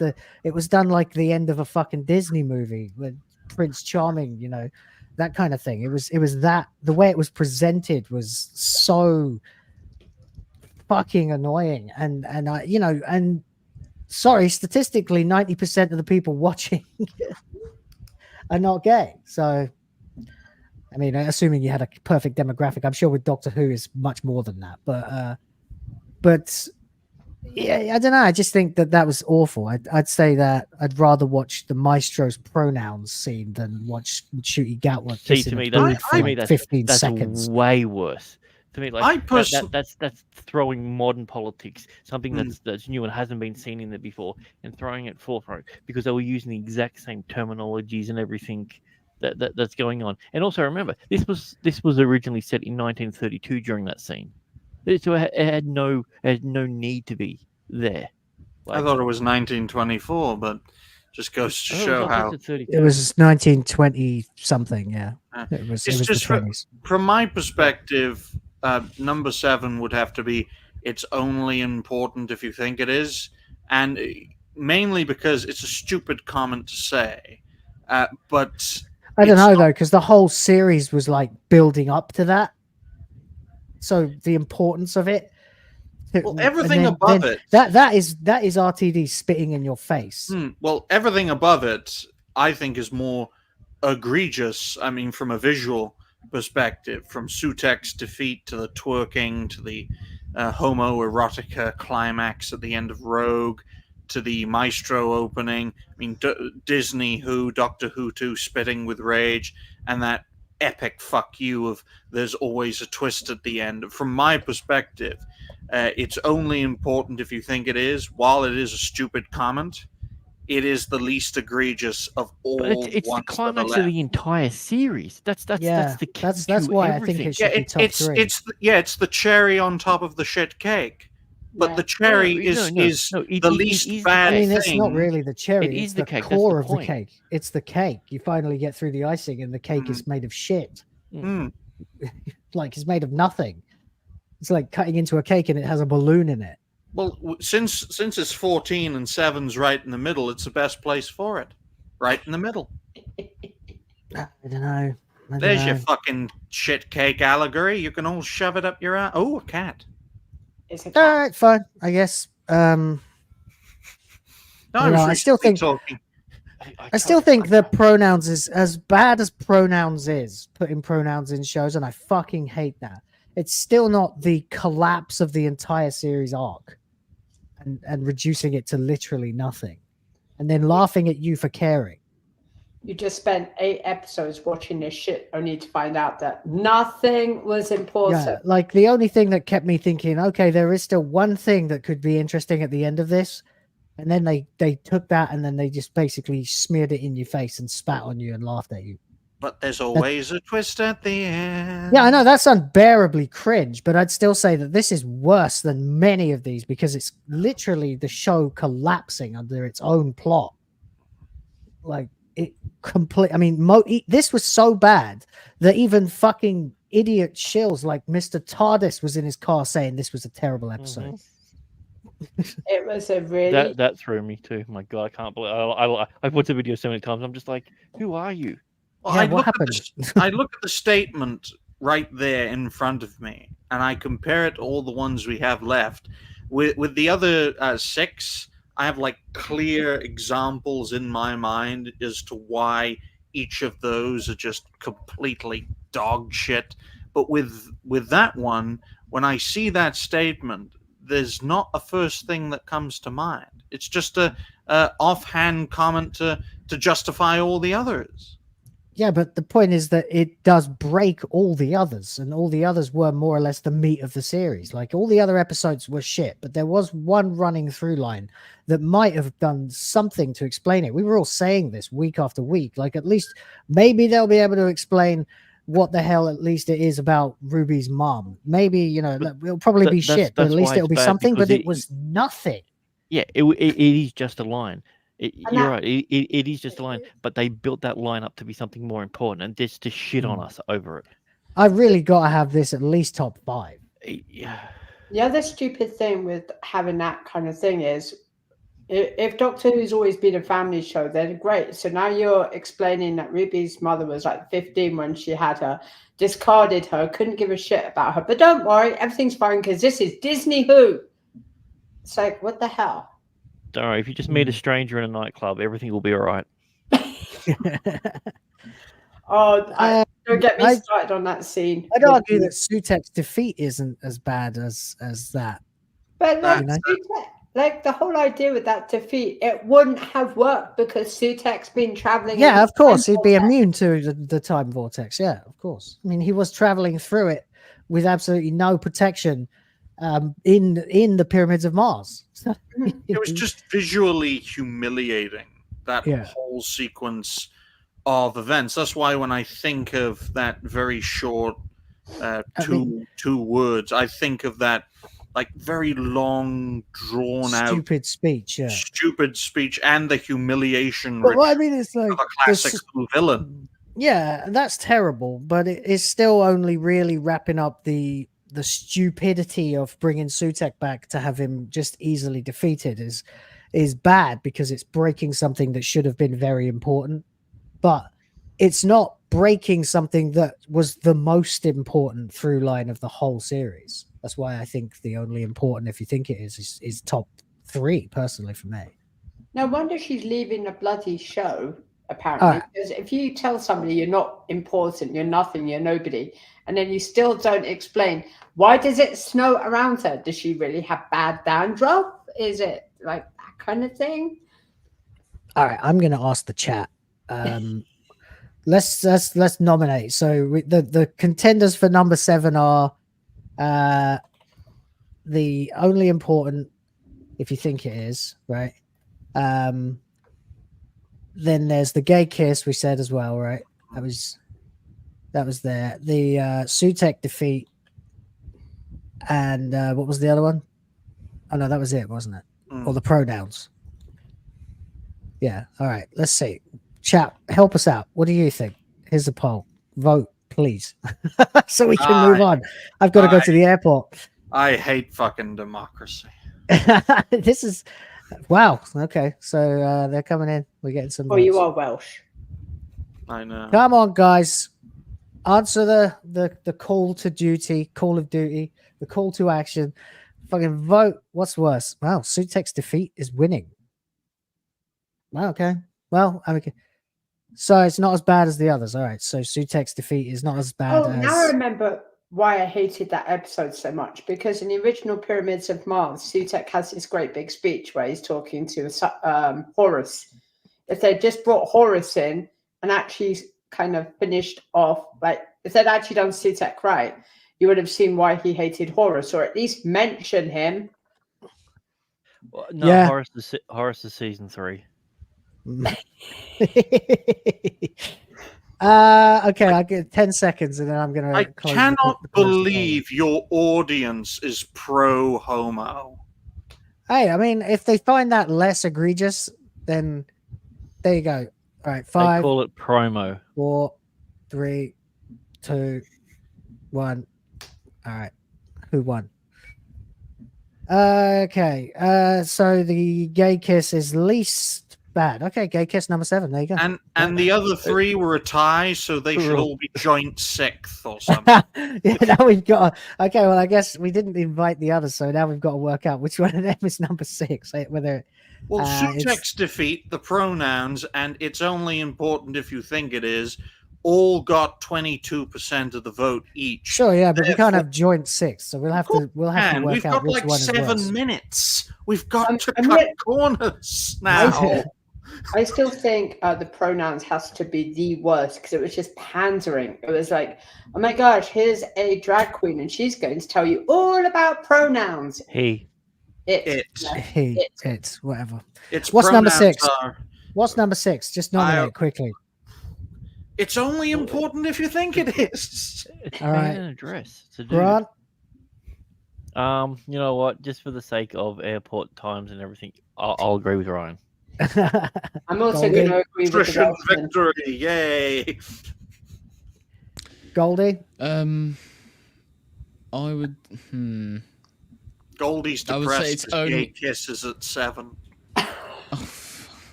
I would say, well, okay, it's only important if you think it is. I'll go with that. All right, that's enough. 3 out of 4. Fair enough. I'll just go with it because, yeah, I do have a flight to catch.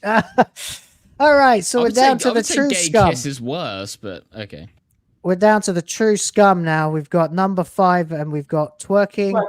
A lot of people are saying the gay kiss is number 1, but twerking, Maestro's They didn't vote pronouns, for it. sex defeat, the doctor's ridiculous tantrum, and there's always a twist at the end. I personally think the tantrum at this point, or Sutek's defeat. Sutek's defeat. Sutek's defeat, because it's just like, I think if you put animal cruelty in top 5, then you probably done it right when it comes to the worst things that have happened. So. Okay. Top 4 then. We've got the dancing, all singing, all dancing twist at the end, the twerking, the pronouns. It's the Now, the pronouns, we have to follow the results of the poll. What's the least bad? Okay, yeah, according. Well, I didn't give them a chance I to think vote on all of the these. Doctor Who's spitting racist rant. You think? You think him completely spurging out and spitting with rage? Yeah, I can get along with that. I can go along with that. Guys, any nays in the group? All right, let's do it. Number 4 is the ridiculous spurg out over perceived racism that there was no evidence of. No hard evidence anyway. All right, top 3. We've got the twerking, the pronouns, and the all singing, all dancing. All singing, all fucking dancing. Twerking. I think at this point the musical number, because I don't know. At least That it was. I think that at least was the somebody worst. had to. At least they had to work hard on that. Well, I think that's the worst thing about this Disney Who shit, because they had to put time and effort to create living cringe. Oh, you are making a good point, Ryan. That is actually a good point. But yeah, the fact that there was so much more more effort put into it does make the it pronouns. Yeah, stuff but doesn't a little take bit effort. worse. The twerking to Kylie doesn't take fucking effort. There's always a twist at the end. That final 5 to 10 minutes that didn't need to be in that fucking episode was deliberately Also, there's put literally in there. Susan Twist is always at the end of every episode. So are we basically saying that pronouns is number 3? Because I think the twerking is at this point the worst. The probably the worst, most cringe, most unbearable bit of the whole show. But it took no effort. That's I mean, why don't forget, he's not just twerking. He literally winks at Rogue and lip syncs the line, "Your loving is all I think about." Yeah, it's an hour after 20 minutes after he met him. So it's a flirt dance, is what it is. It's a mating ritual. It's beneath the Doctor. It's sexual insulting to the harassment. character. It's breaking the Doctor further. That's why, for me, it's number 1. But yeah, it made the Doctor into into like an incel. He was thirsty. It was pathetic and cringe and disgusting and predatory and it's just unbearable. I don't know about predatory, but it was because that would put him in a dominant position. He didn't look like he was very dominant. Yeah, you're right. Okay, not predatory, but desperate. Yeah, he was throwing himself at someone he met 20 minutes ago. Fuck, I don't he's know. a Time Lord. I agree with you on the twerking. Like, if it is the way that it is, like 1, 2, and 3, the way that it looks, I wouldn't complain. So, basically, number 3, pronouns or the dancing I'd say the dancing. for number 3. For the I least thought you bad. meant twerking was the dancing. least bad. No, yeah, twist at the end. Least bad. Right. Least bad out of the 2 least- pronouns the or the least twist at the bad. end. Pronouns, because they don't take any time or effort. Actually, you know what? Now that I think of it, I think it was because it was cheap. It was a throwaway. It was supposed to be more important than what it was. Right. Okay. So yeah, it was a throwaway thing. And we fell into the trap. Yeah. So then I guess that means that twist at the end is number 2. I mean, I'm happy with that. I don't know about the rest of I'd say it might be unbearable cringe, but it did take some talent to pull off. Whereas twerking to Kylie is so out of character for the Doctor that it is offensive. Especially because the character, like Kylie Minogue, was in an Doctor episode. Who. Yeah. Like it's so. So do we agree? The Yeah. twisting is the second, Yeah. and the absolute worst thing about the series was the moment when he twerked. All right, there you go. Congratulations, Shooty Gatwa. Your suggestion of twerking a villain to death became sort of incarnate, but instead it was twerking pathetically, throwing yourself at a man you met And 20 it's minutes inclusive.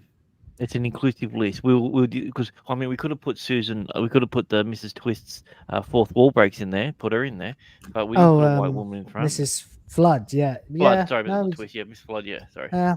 I mean, there's a white guy in there, Scooter Guns. Yeah, no, it's bro. There's actually a couple of white guys because the maestro's there as well. Okay, well done. Come on down, twerking to Kylie. You are the worst moment in Doctor Who season 1, 14 or 40. Yeah.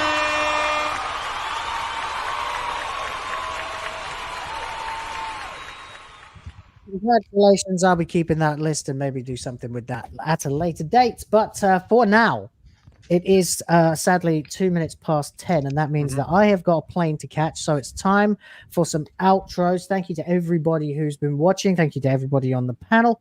Let's start off. Grant, would you like to say something, sir? Plug your shit. All right. So next week I'll be doing a stream called AI and You, where I go through the latest things in AI and I show you how to do deep fakes, lip syncing, face swapping, anything that you want to know about the world of AI. Come and watch me on my channel. I'll be watching Good. that. I'll get Atreus to say lots of bad things. I really need to learn how to do that. I've got so many ideas. Anything else? Also, I'm working with Ivan Ortega. We're doing a re-edit of. Well, he's doing a re-edit of The Acolyte, turning it into a movie that's actually good. So we're going to be doing. I'm going to be doing some special effects for him. So should be good. Is that the Geeks and Gamers guy? Yeah. Yes, it is. Yeah. Yeah. Yeah, he did it with the which movie did he do it with? He did Boba Fett, and then he initially did it with Last Jedi. Last Jedi, that was it. Yeah, he took out all the shit parts of it and all the DEI stuff, and it was a 17-minute film. Yeah, I can see that. Yeah. I never watched it, but I will watch it because I am very interested in it. I love editing. I'm an editor myself. That was why. So yeah, love it. Okay, and obviously, where can people find you, Grant? Anywhere it says Mr. Grant Gregory, and on YouTube it's Mr. Grant Gregory AI. Beautiful. Thank you very much for coming and joining us once again, sir. Thanks for having me on. No problem. Rev? Well, thanks for watching, everyone. I'm going to be doing streams covering the entire series of Millennium, and then I'm starting on movie reviews on my channel. So I stream daily, so come check out the channel, subscribe to it, and we'll help it grow. I'll also be back here on Tuesday.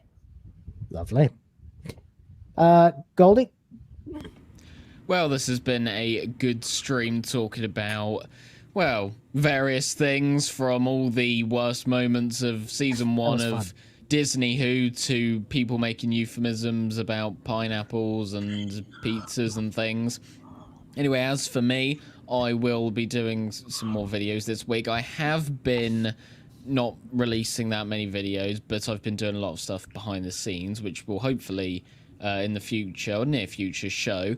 So that's why I haven't been releasing many videos, but I promise I will get back on to doing that. So more videos from me and streams.